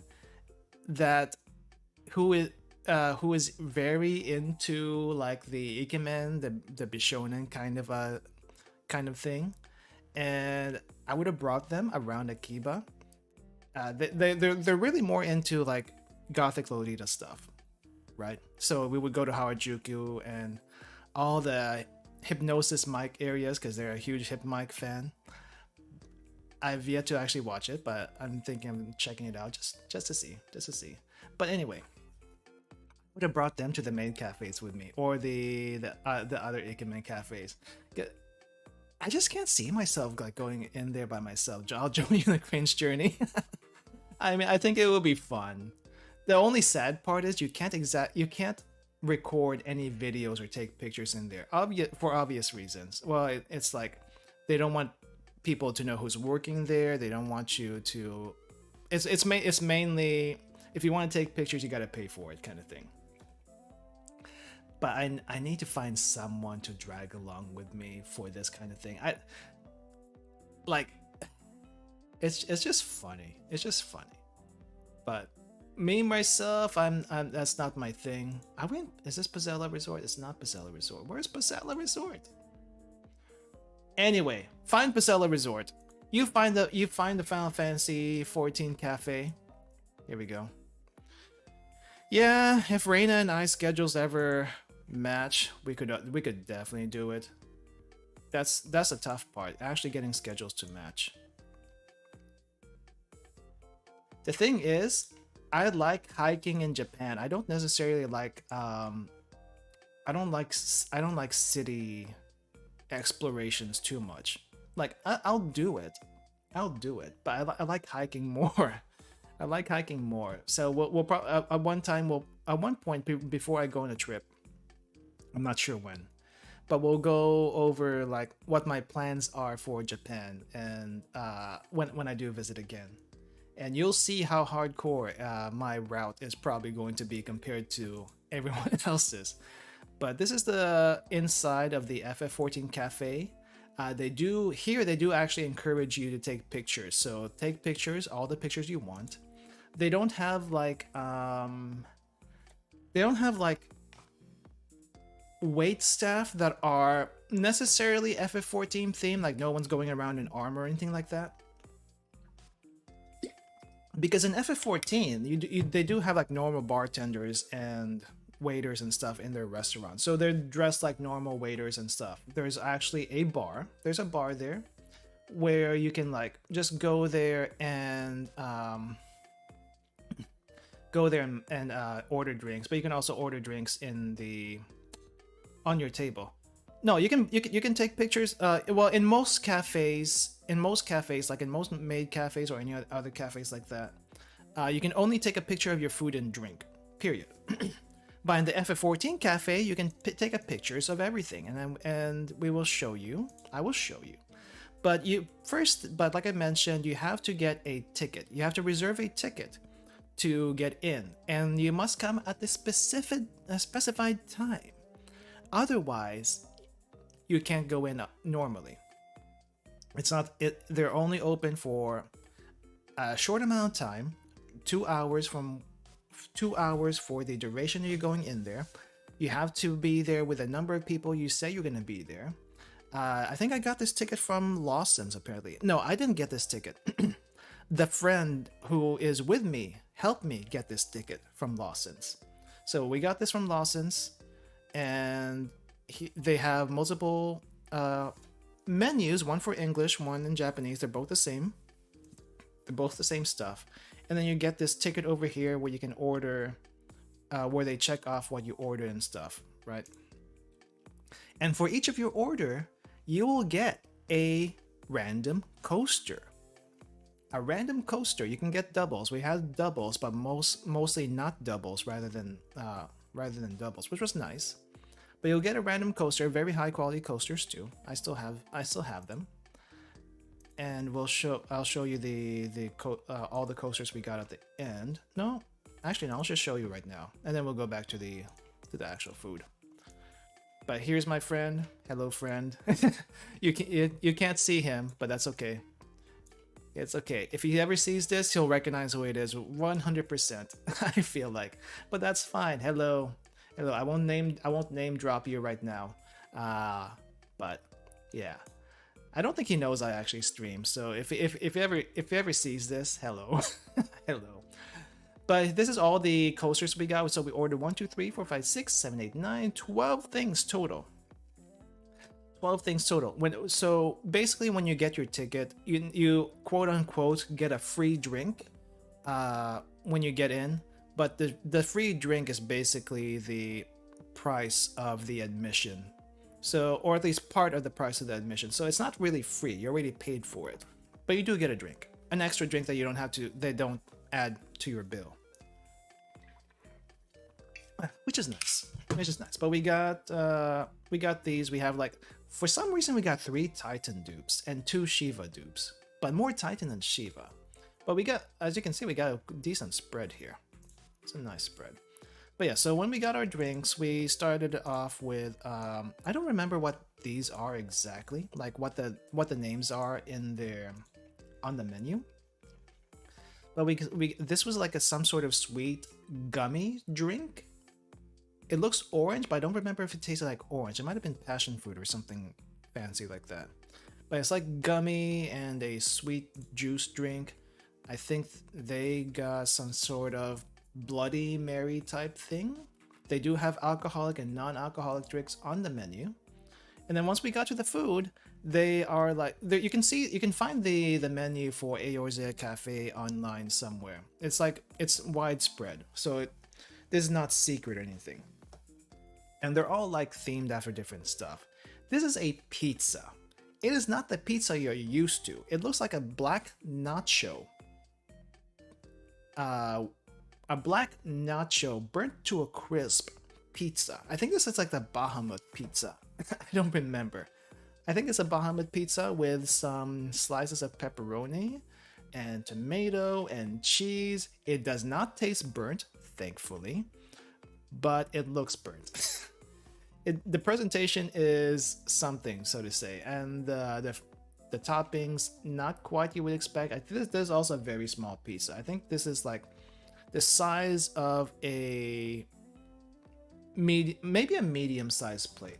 For lack of reference, this is probably as big as wide as one hand, my hand anyway. So it's pretty small. but it does look nice. It's a lot of these things are very Instagrammable, so they say. Very nice pizza. It tasted okay. And then you have a regular soup. They do have regular soup there. I think this was just a potato soup or something. But my friend was like trying to limit their meat intake, so they went for a mostly veg menu. Tofu soup, no, potato. I think it was potato. I think it's some sort of minestrone, but not actually minestrone. So I do think it's potato though. But this was kind of fancy. So there's like a croquet that they light on fires. They're supposed to be they're supposed to look like the bomb in the games, right? So the bombs in the games, red, spiky. That's probably why the cabbage is here, the red cabbage. But the red cabbage, I don't think anyone ate. No one ate the red cabbage, but they do put something on here. I think it's butter. If it's butter, I don't know why the butter is lighting on fire. But this is like on fire and it goes out really quickly. But it's a croquet. It's just basically a regular croquet with some fancy decorations on it. I don't think that was my dish though, so I can't quote on it. This one I was actually surprised to see. It was also very reasonably priced. This is a cheese risotto with truffles. And if you look at this thing, it has actual freaking truffles on top. Normally, I think this would cost upwards of like $20 to $30 in the US for those size of shavings. But it is not that expensive. It's actually, I think, in the order of maybe 10 to 15,000 yen, maybe 15,000 yen, not 15,000, 1,500, sorry, 1,500 yen at most. But holy crap, actual truffle. I don't know if it was his or mine, but I don't think we knew what to make of the truffles, because that was quite fancy to say. I don't remember who ordered what anymore. I think I ordered this. I want to say I ordered this, and then they ordered this one. This looks like in his size, so that's probably his. This is probably mine. I don't remember what the truffles tasted like. The cheese risotto, though, itself, my palate was not quite developed at the time, so it's very hard for me to actually say what it tasted like. But it tasted very... The rice grains I remember kind of being like fried rice consistency, but not oily. Not oily. So the grains were very separate. They weren't mushy, which I guess was good for this risotto. And then the cheese, though, I don't know what kind of creamed cheese they used, but it felt very... I don't want to say refined, but it felt very consistent. It's like, it's not gooey. It looks, I mean, it's not stretchy gooey. It's more like wet gooey. And I don't know if that makes it better or worse. The truffles itself, though, I don't remember tasting anything. But they are real truffles, so it's like, wow. And for cheap? This was one of the more interesting things, more interesting drinks in the cafe. I don't know what flavor drink this is, but you can see there's like there are two components here. Yeah, kind of like porridge. It's probably a little bit harder than porridge in this case. Porridge, it can be like super soft, right? But the rice was not super soft. It was not. But it was the sauce, whatever sauce they used was thick. Obviously thick. But anyway, so this drink, there's like two components to this. So this is like a black mage drink of some sort. I don't know what flavor it was. This is his drink. But it starts out purple, and then you have this vial of something. I don't know what's in the vial. But basically, you pour it in, and it changes color, and it's kind of neat. I don't think I have a video of this, but basically, changes color from purple to red. Though, if you look at the bottle here, it looks like a red. It looks like a red syrup anyway. So maybe that's not too impressive. like changing from red to blue, but it still looks pretty neat when we did it. And then I got my non-alcoholic monk drink, which is like just orange, so not orange soda, but some sort of fizzy orange drink. Maybe it's orange soda, but it looks neat. It tasted good. No complaints. And then we have here a Meteor shoe cream. Shoe cream, cream puff kind of thing. I think this is like, not exactly, maybe it's like chocolate. Yeah, it's probably chocolate. I don't remember if it was hard or soft though. But the stuff around here was pretty fancy. It's like broken bits of, it looks like broken bits of debris where the meteor would land. And you have little blueberries on the outside, little chunks of chocolate on the outside, some little crumbs of chocolate cake, I guess, or yeah, probably chocolate cake. And what do you call this? The actual cream inside was pretty good. This was actually pretty good.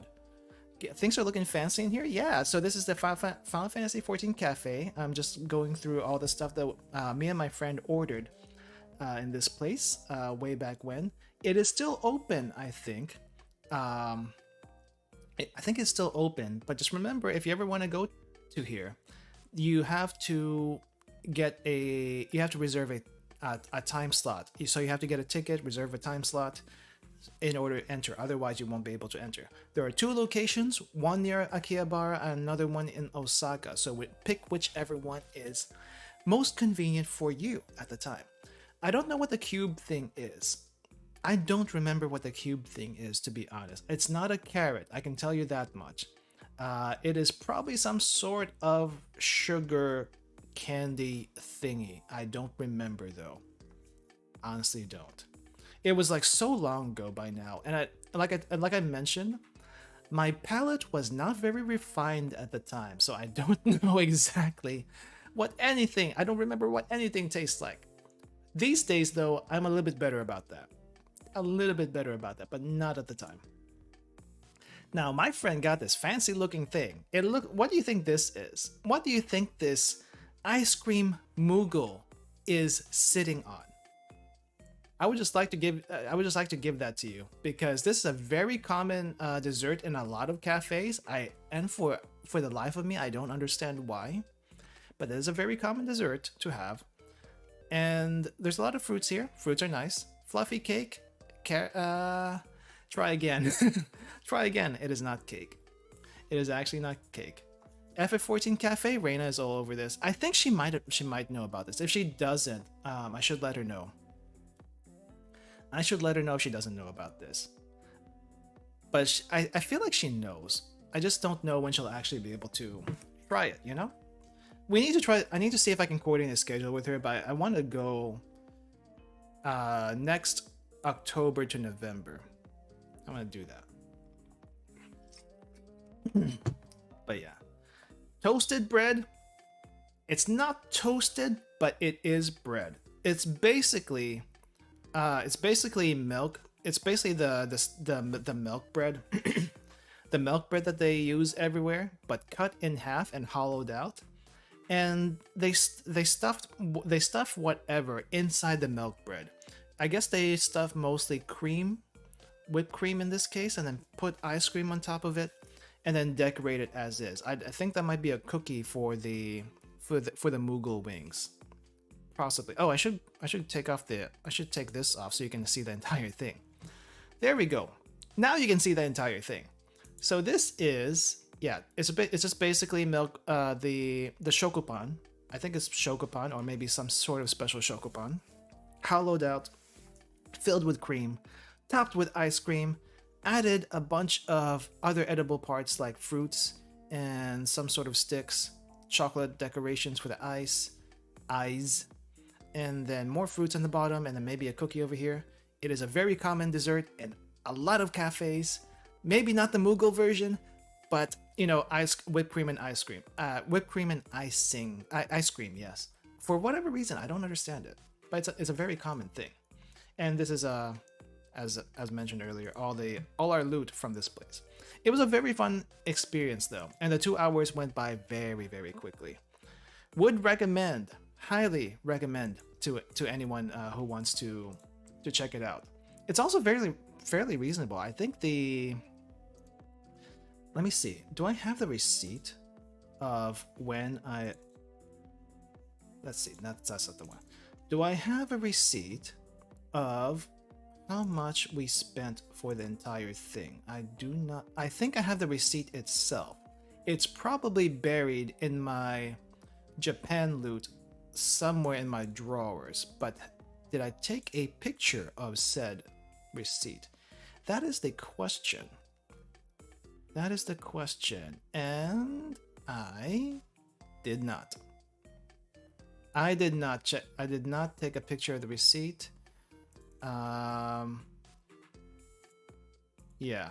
However, let me just show you something really random. Let me just show you something really random that I don't think anyone's ever going to show you.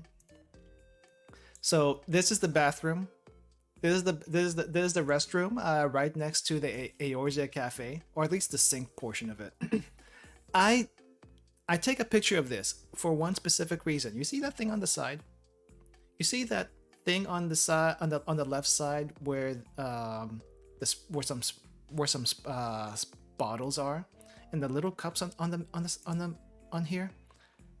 I don't know what this is. It says sweet breath. I want to say this is mouthwash. I don't think I've ever seen mouthwash in a restroom before. Maybe in a fancy restaurant restroom, there might be one. This is not exactly this is the restroom on this floor.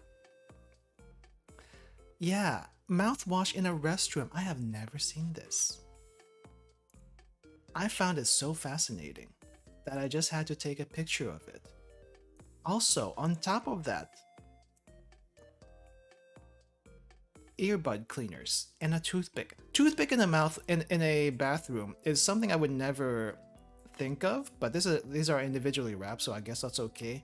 But earbud clean, like ear cleaner, like the Q-tips, earbud cleaners. What? Why? I don't understand. There is something really bougie going on in this place. I mean, SEGA Resorts is fancy to begin with. They have a fancy cafe at the bottom floor, and then they have these fancy restaurants like on the other floors. Like, what? And this is like maybe a couple of blocks away from Akiba. I'm like, what? Let's see. Probably easy to decorate and look nice in general with common ingredients. Yeah, that's that's themed cafes for you in general, to be honest. They know their clientele. I think this is just a SEGA Resorts thing, to be honest. This is just because of the building itself. Like, this is a very fancy area, I guess. I mean, I wouldn't take them either. But I don't think anyone's gonna miss you taking one for yourself and trying it later. Because holy crap, I feel like it was a missed opportunity for me to figure out what the heck are these. What I probably should try them just for the experience, but never actually did. But yeah, that's one fancy place you can go to in Akiba.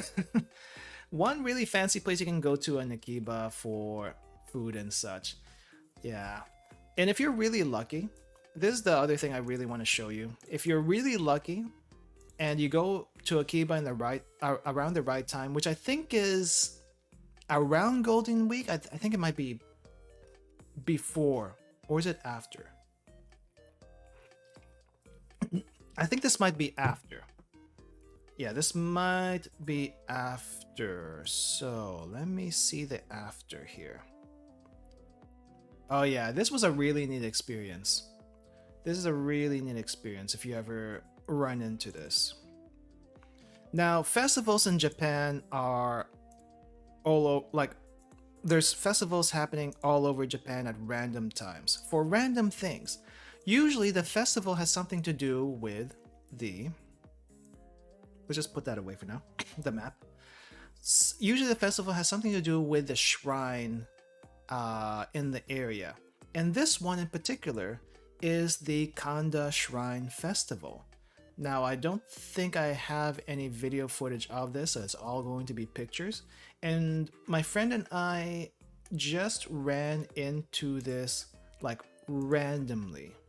This was not something we knew what was happening, but they knew it was a thing. So they explained to me that, you know, the Kanda Shrine Festival has like this mini portable shrine, this gold thing in the back that you can see, this gold thing in the back. And obviously the people dressed in certain clothes are part of the procession. What they basically do is take this portable shrine around and like around a certain route and parade it. I guess it's I don't want to say exactly what it's for because I don't know, but it's probably just part of the procession, probably some sort of blessings or whatnot. Not entirely sure. But this goes through Akihabara. It goes through the main streets of Akihabara around a certain section. And this was actually really fun. I think this was like the second festival I experienced during that trip. My first festival that I experienced was the... what was it? In Hiroshima. It was the Peace Festival for like a commemoration of the atomic bomb dome or something. So this was the second one. The first one was that. But they basically just go around and chanting something. I'm not entirely sure what. I don't remember. I was able to join a parade or an act when I was there. They can carry a big thingy with a girl dressed up as a goddess on it. They went around pagoda or shrine. Neat. Very neat. Where was that? Do you remember where? I mean, I've seen several of these already by now, and they're always interesting to me. Just because, you know, it's something special. It doesn't happen every day, and if you run into one, you may as well check it out. You may as well check it out.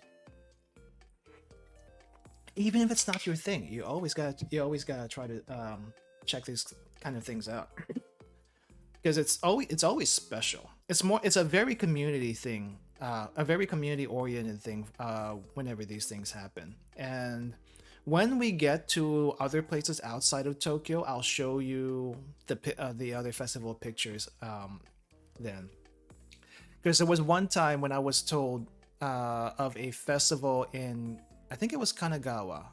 I want to say it's Kanagawa, which is like maybe an hour out from Tokyo, and there was an actual festival happening over there. I didn't know about it, but someone told me about it. I think, was it the innkeeper that told me about it, or was it someone at the train station? I don't actually remember. But someone told me about it, and I didn't really have any plans at that day. So it's like, okay, let's go check it out. And it was a very fun day, I'll be told. Yeah, this is a palanquin. Never actually seen a real one though. Very nice. Yeah, oh, is that what they're called? Palanquin? That's a weird name. Yeah, please send pictures. I want to see it.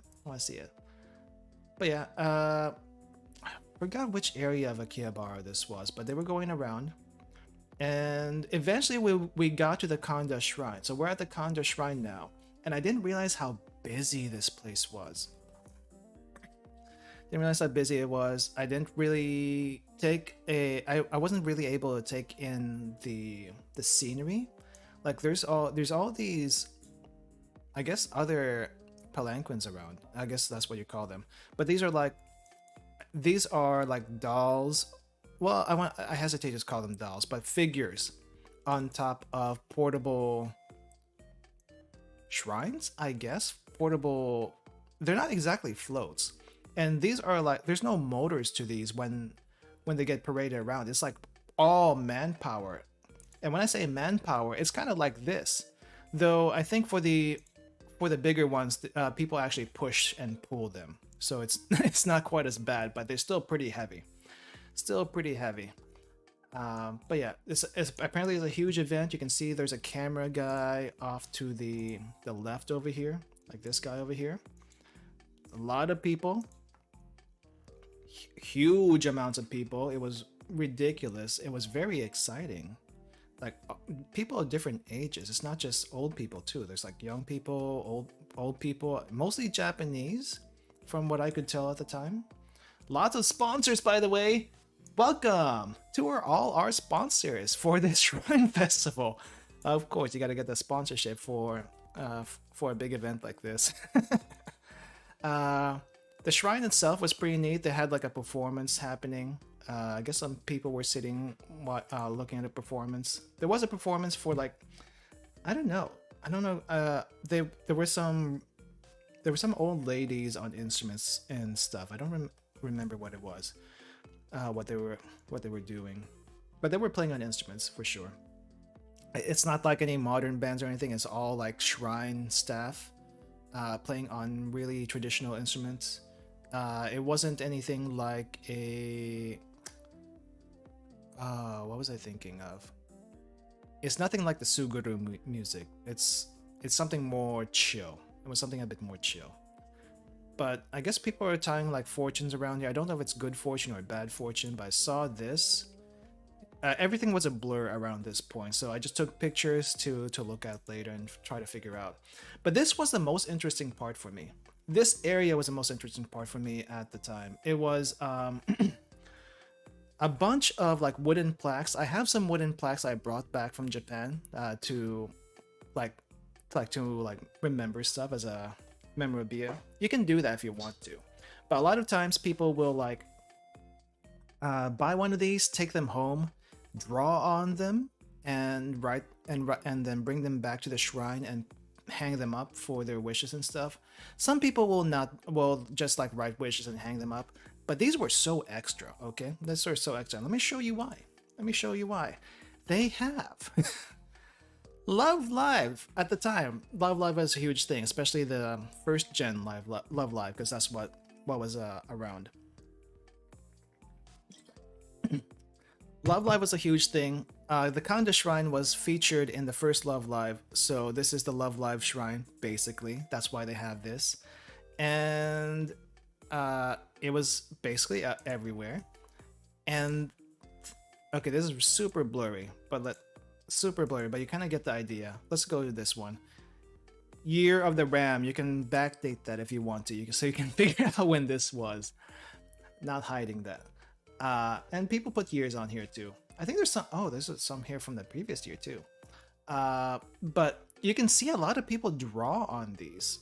I didn't think people drew on these at all. I knew the existence of these. I forgot what they're called.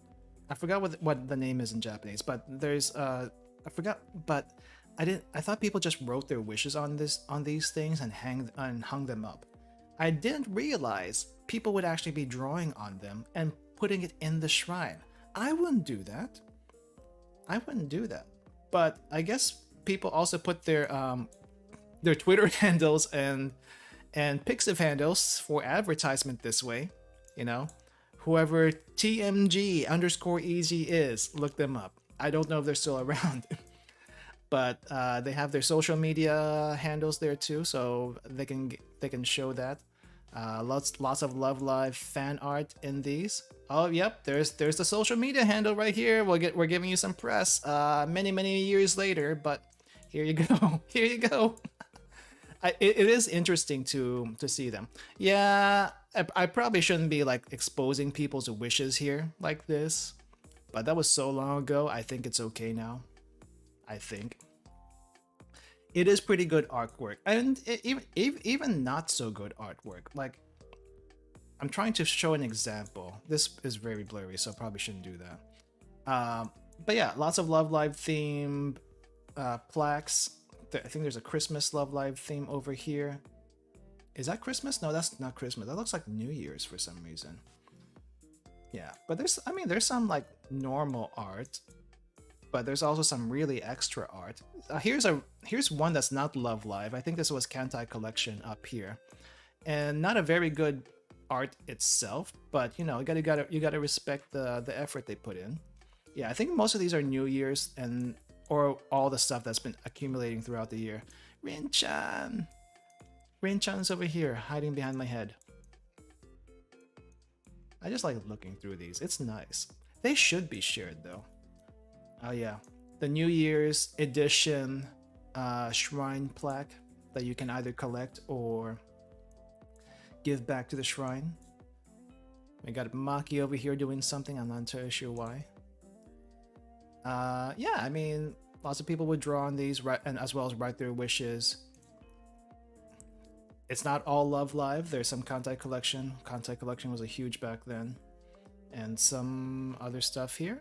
I'm pretty sure this one in the back was made by some kid, because it doesn't look like what you would expect Pixiv grade art to be. And then some OCs here, like the Ram Gajinka on here. Nice booba, very nice, very nice. Oh hey, Koro Sensei was here too. Really, was Assassin Classroom a thing back in the day? I just found it interesting though. There's I also remember seeing it when I went to the Inari Shrine near Kyoto. That was a fun one. Except it didn't have as much space as this to draw on. I saw a bunch of Gundam and Kaiji ones over there. This was super extra. This wall was super extra. Nico ni SKRR Kimi. SKR Kimi. SKR Kimi, Dropcloth 1122. I don't know if you used Twitter back in the day or these are Pixiv accounts, but here you go. Here's your advertisement for the stream, and then people who without SNS accounts, because you know, not everyone used that. It's just stuff. And then the random doodle down here of I don't know what, but it's cute, of Chimera and Emera. Chimera and Emera.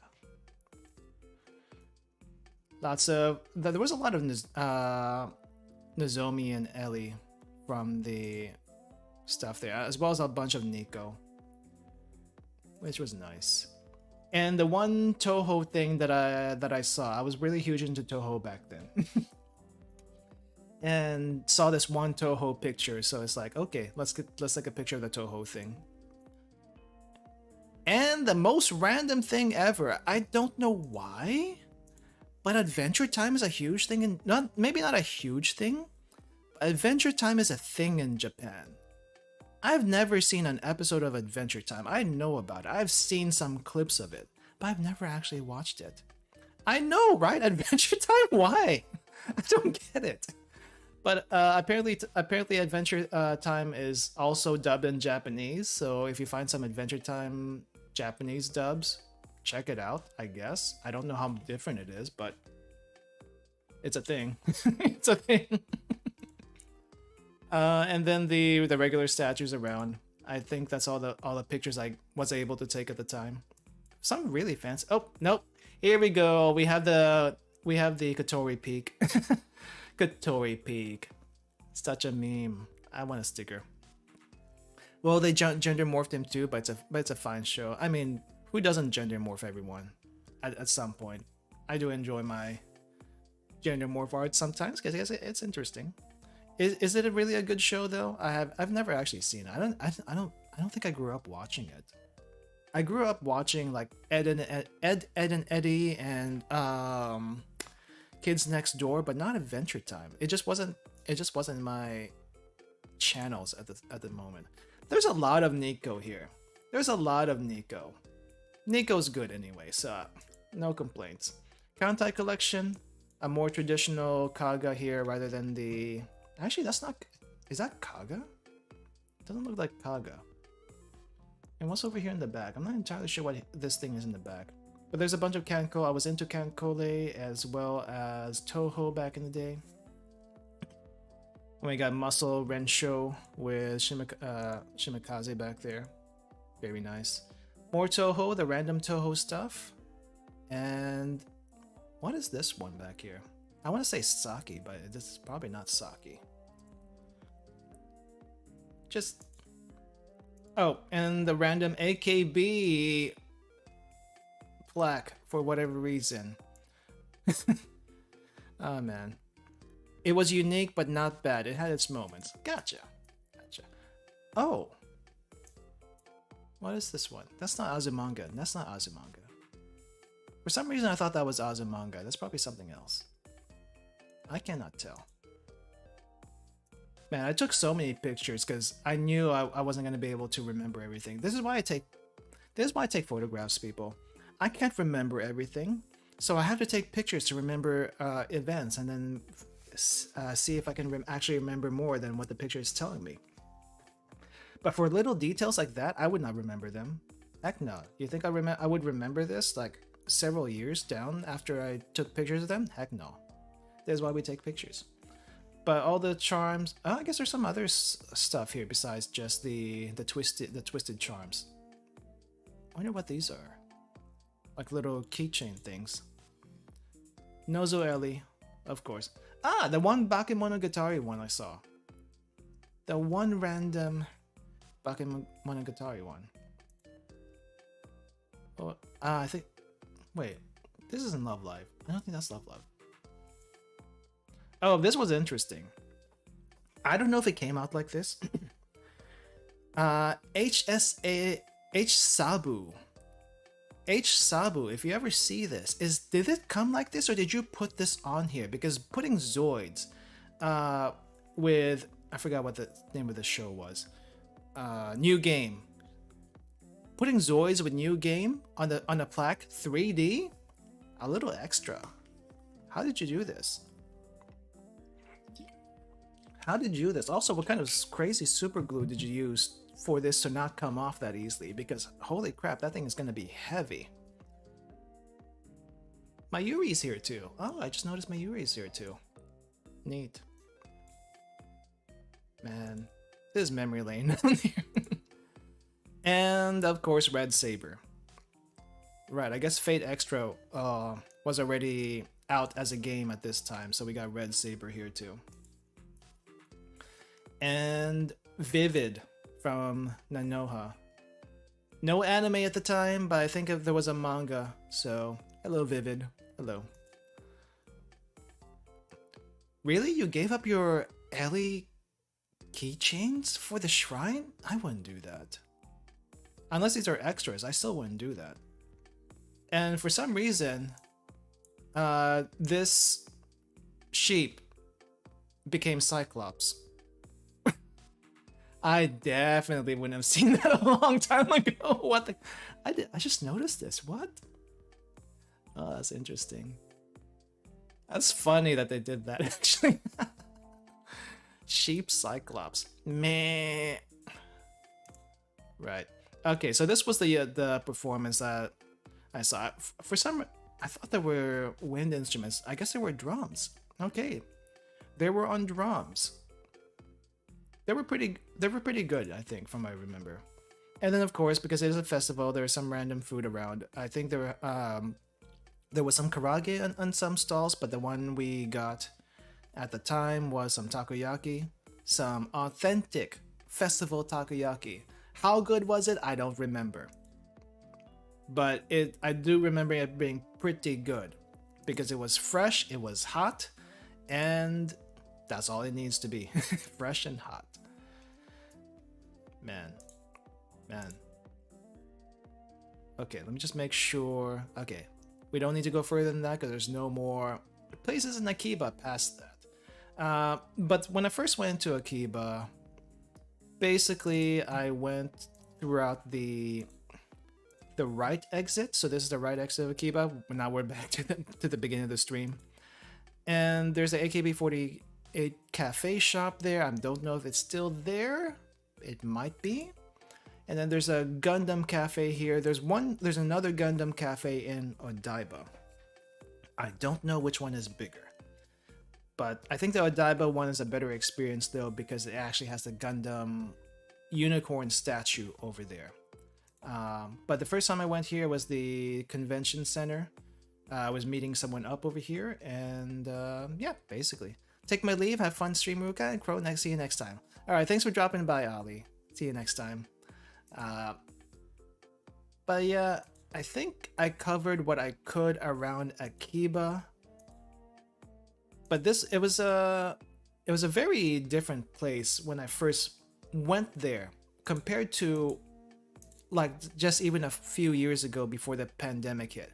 It wasn't as crowded the first time I went there, like you see over here. Now, if right before the pandemic, this place would be absolutely crowded. It was not a good time for locals, I will say that much. Yeah, I think when I first went there, compared to like even 3 years ago before the pandemic hit. 3 years ago before the pandemic hit, this place would be like half full on a non-busy day just because of all the tourists coming through. And it's ridiculous. It's ridiculous. Now it's probably closer to around this level as far as people goes. Because, you know, Tokyo is still busy and whatnot. And they were still able to have like random shops outside on the streets. But when I checked, even 2 years after my first visit, this was not a thing anymore. There were just too many people. Or maybe this was just a random thing that happened during the Tokyo game show, I think, at the time I was going. But they sold, I guess this was their artist gallery, I guess you could say. This might have been their artist gallery because there wasn't room inside the convention center for whatever reason. I'm sure they dreaded October then. Well, when October rolled around, it was kind of last minute, right? It was kind of last minute when they announced all the openings and stuff, so not everyone was able to go right away. It's gonna slowly pick up in the next year though, so yep. Tokyo Indie Fest, right, so this was a Tokyo Indie Fest I went to 2015. That was my first time I went there. I wasn't really into indie games back then. I didn't even know anything about indie games back then, but there were quite a few interesting ones, to say the least. Let me see if there's anything else around Akiba I can show you. The plan originally was to just use Google Maps and walk around, but then when I look at Google Maps, there's really not a whole lot that I could show. I can like show a few things that I can't show otherwise, but it's like you go down Akiba. It's just basically this tiny area, Akihabara. Just basically this area. Well, not that area. It's closer. It's more like. Let me close that thing. It's more like, I guess, this section of Taito City, I guess. But on the map over here, it just shows it like this area, but now it's a little bit bigger than that. Kanda Neighborcho, Akira North Food Court. No, we need to go to the station because everything revolves around the station, and then you go off from there. However, I do kind of. Do I touch it on this stream, or do I touch it on a different stream? All right. Well, if you made it this far, I guess we can show you. I can show you. Oh, I'm in the station. I'm in the station. This looks familiar. This looks familiar. No. Can I go down? They don't want me to go down. Okay, but I guess I can show you since we're this far into the stream. Other than just window shopping around Akiba for random anime goods and whatnot, there's a lot of stores you can do that in. This one to the left of Akiba is the main place you'll probably see. The Radio Kaikan Tower, Radio Kaikan station over here, Radio Kaikan building over here with a yellow sign is probably the main place. I don't think I've gone to this area. I think this is a pachinko parlor.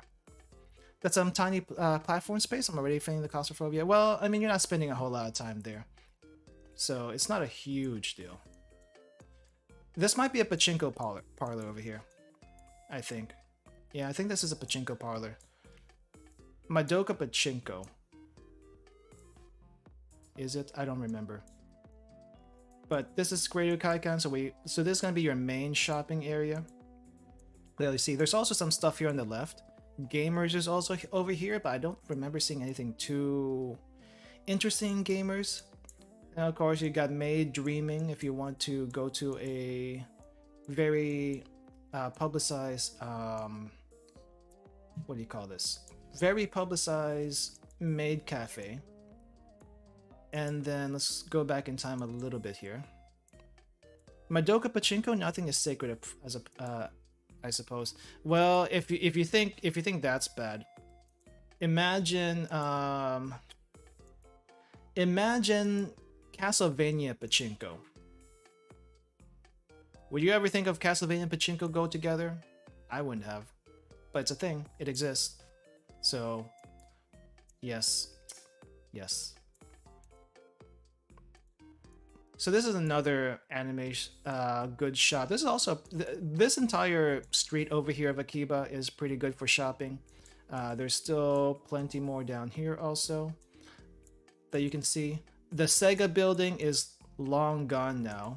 I think this is this SEGA building gone? I think this SEGA building. Yep, SEGA building's gone. It's a Gigo shop now. Konami was turning Silent Hill into Pachinko, so not too surprised. Yeah, I'm not sure what's going on with Konami. Do they really need money that badly to stay afloat? Why not just die or be absorbed? I don't even know anymore. I don't know anymore. But SEGA building is gone now. All the SEGA arcades are gone in Akiba. I think I've went into this one when it still was a SEGA arcade. I went into this one, but not the one right next to the station for whatever reason. But they're gone now. It's a sad day. Sad day. You're not gonna see any more SEGA themed stuff here. But lots of arcades. The other main one is gonna be this Taito Station, wherever the heck Taito Station is. It's here somewhere. It's down this street. I know that much. Where is Taito Station? I remember hearing SEGA closing down sometime during the pandemic. Yeah, I think it might have been like after 1 year of the pandemic. Taito Station all the way down over here. It's pretty... Oh wow, I didn't realize it was that far. It's like a couple of blocks. But Taito Station, if you want to go to an arcade in Japan, this is like a really good place to go to. Lots of variety of games and just a place to hang out. Do note that there are... is there smoking here? I don't remember, but there might be some areas of the arcade that is smoking. Just as a warning. I don't think in general it is, but there probably some stuff there is.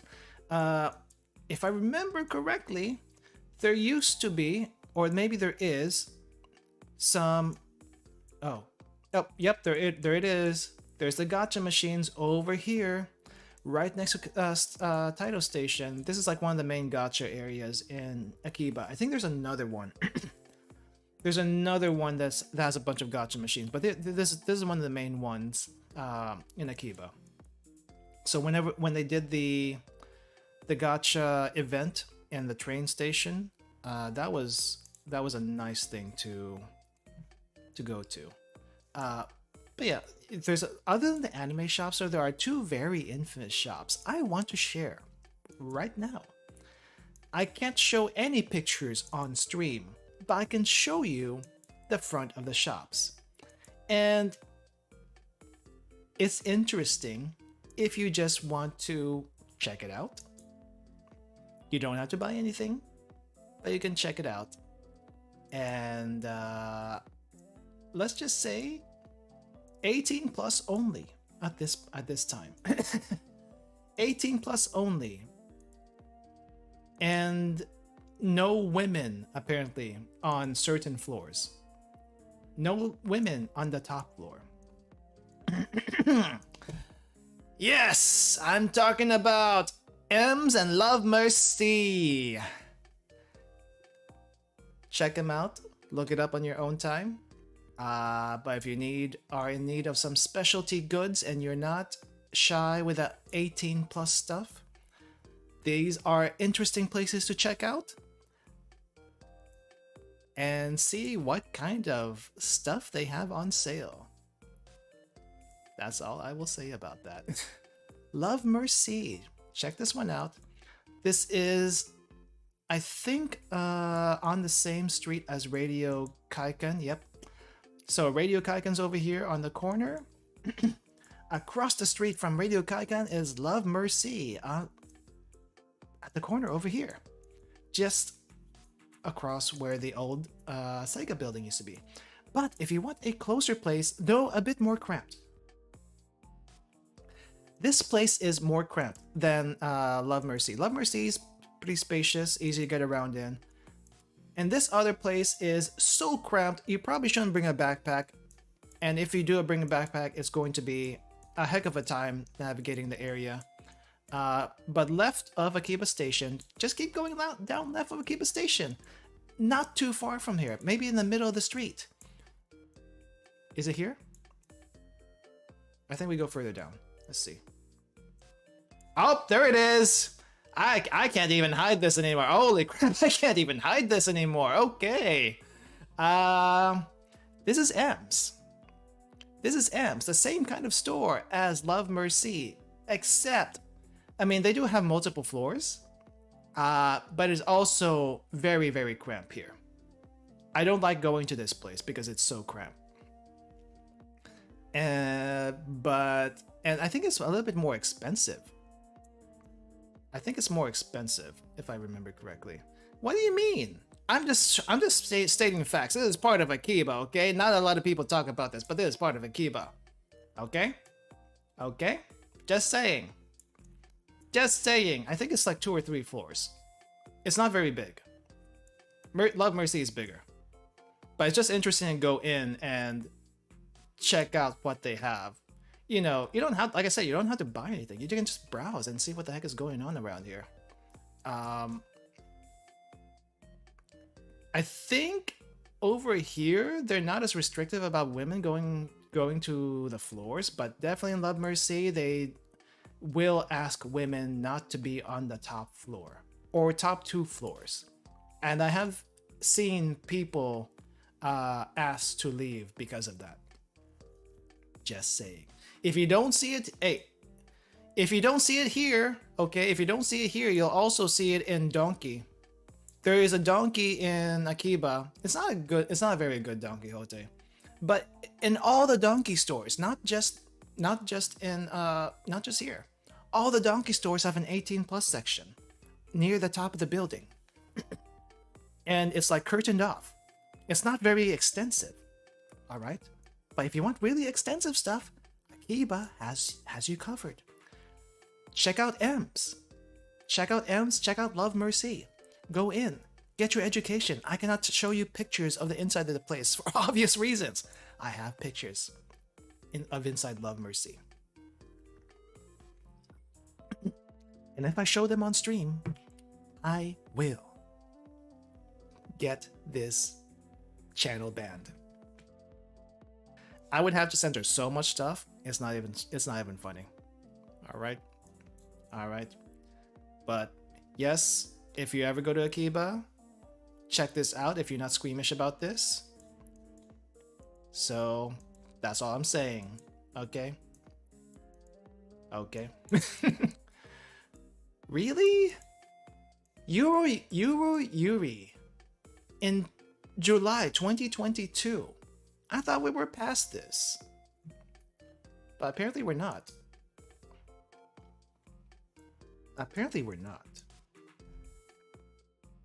Okay, before we leave for today, is there anything around Akiba that anyone wants to check out?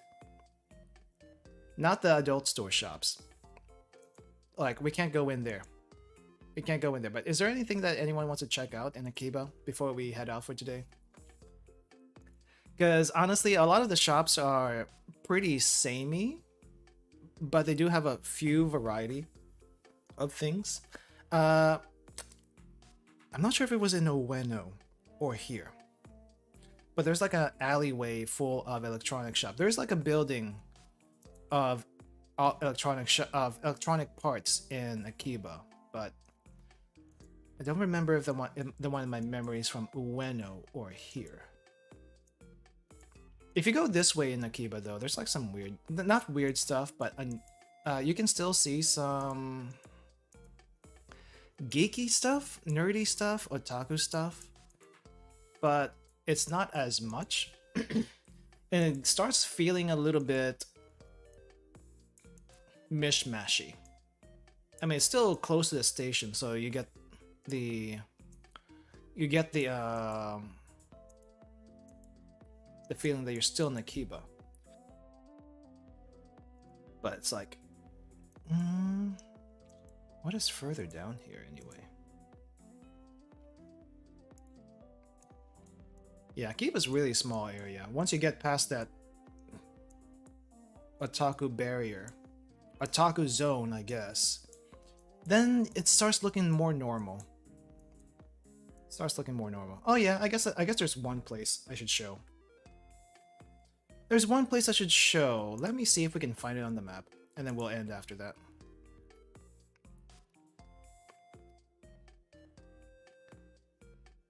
Well, just let me know if there's anything you want me to check out, but there is one place. Oh my god, I need water.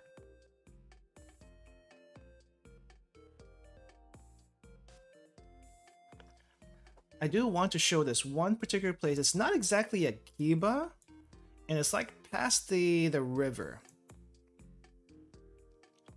Is it this station? Is it this area? Or is it this area? It's somewhere around here. It's somewhere around these corners. Just gotta figure out which one. Oh, we actually land right in it. Okay, here we are. So this is the infamous vending machine corner on the outskirts of Akiba and Kanda. I can show you this, but apparently this is it's a working area. It's a working vending machine area. This does get restocked, but it has so much weird stuff in here. This is basically like a living creepypasta. Okay. Supposedly, I think the story is this is a monument's not the right word. An exhibit, I guess. And if you go deep enough, you'll hear sounds of someone snoring or something like that up here on the upper parts of it. But these all work. All this stuff works. And I have pictures of this area. I just need to find them really quick. When do I have it in the other folder? Let me see. Not what? Not this one. Not this one. When did I go there? When did I go to this place? Because I have lots and lots of pictures of the inside of this place. There's a video made of it. There's a couple of YouTube channels that made a video about this area. I don't know what it's called, but it's basically kind of creepy, I guess. You don't see a whole lot of people go to this area. Definitely not the normal crowd that go through Akiba. Ah, here it is. Here it is. Let's close this one. Open that. So here's the pictures of what I got. So this is some very unassuming corner near Akiba and Kanda, full of vending machines. They look decrepit, to say the least. They don't look very fancy. They look kind of creepy. And you might see a reflection. Don't worry about the reflection. But a lot of them kind of look like this. They look all busted up with random tape and labels all around. I cannot read any of these. Also, these stuff in the bottom over here are like random packages of whatever. I don't know what they are. They're random stuff that are basically wrapped in creepypasta stories, Japanese style. The idea here is you buy one of these You read the stories, and whatever you get in the box is just an extra.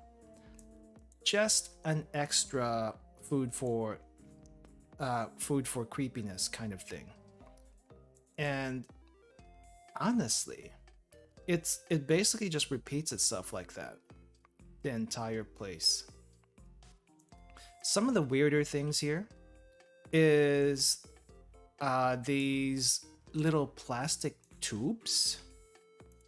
These little plastic tubes of figures, like a rhinoceros beetle, trains. You can probably get this from some sort of toy shop, but here it is anyway. And a Panasonic rechargeable battery. Really? The price says here 130 yen, but that's a lie. It's actually 1,380 yen. It's so random. It's honestly so random. Okay, I guess I should show this one first. I don't know what this sign says in Japanese. So if anyone wants to figure that out or find the video on YouTube that actually explains what this says, feel free to do that, because I can't read it. But something kokoha something. For that child's birthday, you forgot a canned train. Yep, a canned train. They do. I think there's some canned bread also in this place, which sounds unusual, but it's actually not that unusual. Like canned bread is a thing in Japan. But something kokoha. Chotto mate. Kokoha. Toire. Kokoha toire.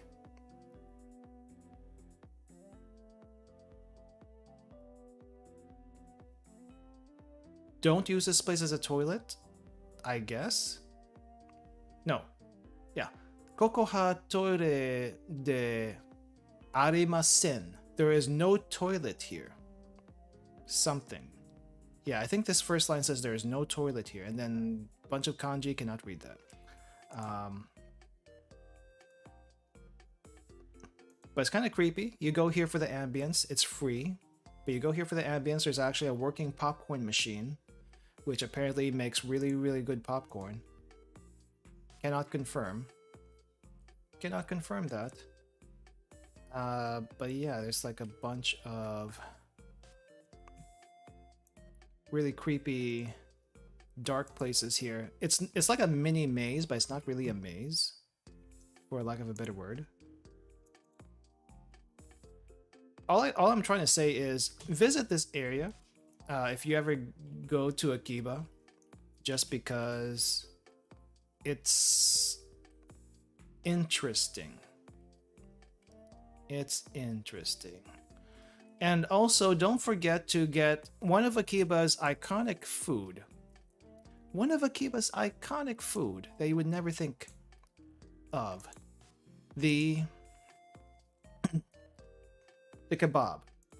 Kebabs are a thing in Akiba for whatever reason. Get your kebabs with all the sauces for... How much are they selling this for? I can't see the price, it's washed out. But there's kebabs are everywhere in Akiba for whatever reason. There's at least 2 main shops. Probably because they're easy walking food. But yeah. Imagine buying a kebab for like $6. I think that's unheard of anywhere else in the world. Or at least in America.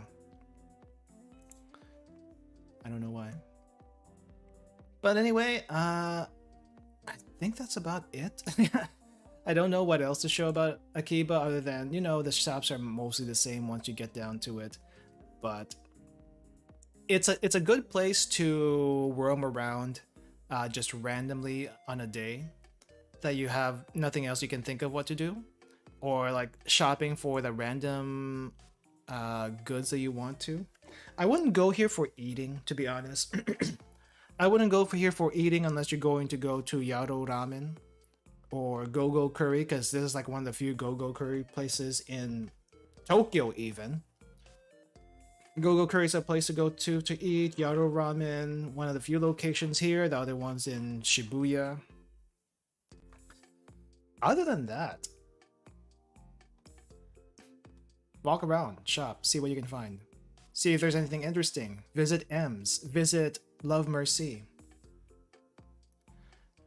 Maybe check out the local Don Quixote in this area and see if there's anything interesting over there. I think there was something interesting, but I don't remember. I think I have pictures, but I'm not going to look for them right now. Anyway, that's all for Akiba. That's all for Akiba. Premium Akiba ambience for your kebab. That's included in the price, I guess. I guess. The kebabs are pretty good though. A lot of people like the kebabs here. Maybe not this particular shop. I don't remember it's this particular shop, but a lot of people like the kebabs in Akiba. So I guess you can't go wrong with that. There's some ramen shops, of course, but for some reason, kebabs. Actually, I don't remember seeing kebabs in other parts of Tokyo. If there are, I don't remember them. But definitely in Akiba, there's quite a few. So, all right, I think so. My original plan was to like just do one Japan talk each month, but I'm thinking now that I might try to do like twice a month and reduce cooking down to once a month. I'll see how I feel at the time. I'll see how I feel at the time, because the cooking situation in my room can get a little messy. So it's like, do I want to cook or do I want to talk about Japan? I want to talk more about Japan. But at the same time, I have to like think of things to talk about until my trip, hopefully in October. So that's 9-10 months of worth of stuff, maybe times 2 that we would go over. There's a lot of stuff to go over, don't get me wrong, but maybe I'll just leave it to like once a month and we do cooking as usual. We'll see how I feel about it. If we have free time, we'll definitely do more Japan tour stuff, because it's just nice looking back. It's nice looking back. But yeah, anyway, that's all I got, unless you have something you want me to check out while we're here, because I've been through some of the I've been through Super Potato before. I don't have any pictures of the outside. No, I have pictures of Super Potato. But anyway, Super Potato, if you want to get some retro games and whatnot, or Japanese titles that you have never seen before, definitely a place to go. They still probably have some working NESs over there, marked up at a premium price because they can. I know Corone from HoloLive likes to shop at Super Potato. I think they have some Corone recommendations in Super Potato also these days. So check them out. You'll know it when you see it, because it's just this giant potato thing on the map. Let's see. Super Potato. Oh, apparently there's one in Ikebukuro also. I did not know that. But apparently there's a Super Potato. Can't go in. Shop's closed. But you can imagine what this place looks like when it's, open. I guess back in 2009. It's still open, but that was early morning. Wow, this looks so much more lively before all the tourists came. Oh, you hardly see this anymore, though. Excuse me. You hardly see the random people in kimono just walking around. In Asakusa, that's more common, but not in Akiba. I guess it was more common in 2009. Or as common as it could be, before all the tourists came. Tourists, they ruin everything. I'm still gonna visit. Anyway, that's all gonna do for me. Thank you all for coming. Thank you for watching. Yeah, I'm not sure what we're gonna be talking about next time. We'll figure out what to talk about. But it's probably gonna be next year when we do so. So please look forward to that. And yeah, I'll figure out what to do. figure out what to do when we get there. Before the Fire Nation, I mean, tourist attack. Yeah. I mean, I think 2009 they started getting some tourism, or maybe early 2010s. I don't know when Shinzo Abe decided to go with a whole tourism plan that was really good for the country, but at the same time, really bad for the country in terms of just, you know, the locals having way too much tourist exposure. It's not great. It's not great, even though I am one of the tourists, and anyone else that visits also one of the tourists. But there's got to be a responsible way to do this without, you know, making it so overloaded and inconveniencing the locals, because part of the reason you at least for me, part of the reason to visit Japan, other than to see the sights and do all the things, is just being around the people that make the place. And if the place is like 80% tourists and only 20% locals, like what the heck? That doesn't make for a very good experience in my book. There's got to be a balance there. I don't mean to say like limit the tourism to like 20% of the walking population at any given time, but still, it's like there needs to be a balance. It doesn't need to be overrun by tourists, you know. It doesn't need to be overrun by tourists. And then, you know, when they don't have tourists, when the tourists are gone because pandemic, maybe there's some economic downturn here because this is pandemic era. Not a whole lot of people out, so maybe there's something about that too. Are you a schoolgirl or are you a maid? No, you're just a normal schoolgirl, I think. Alright, I think I should stop looking at random people on the streets. Anyway, thank you for coming, thank you for watching, I hope you enjoyed it. If you have any suggestions of where you want to check out in Japan next time, please comment in the video below. It can be in Tokyo, it can be outside of Tokyo. Just let me know and we'll see if I have pictures of it. If we don't, we'll explore it together as best as we can on Google Maps. So if you haven't subscribed to the channel yet, please consider subscribing. And for those who have, thank you very much. Thank you very much. We got to 420 earlier, and I hope we keep going from there. And yeah. My voice is dying. My voice is dying. I gotta go before my voice completely dies. Okay, thank you all for coming. Thank you for watching. See you next time, everyone. Having a good rest of your day. Goodbye, and see you next time.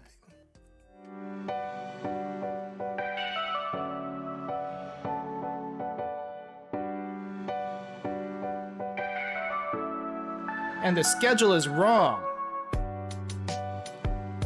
The schedule is wrong. We gotta change that.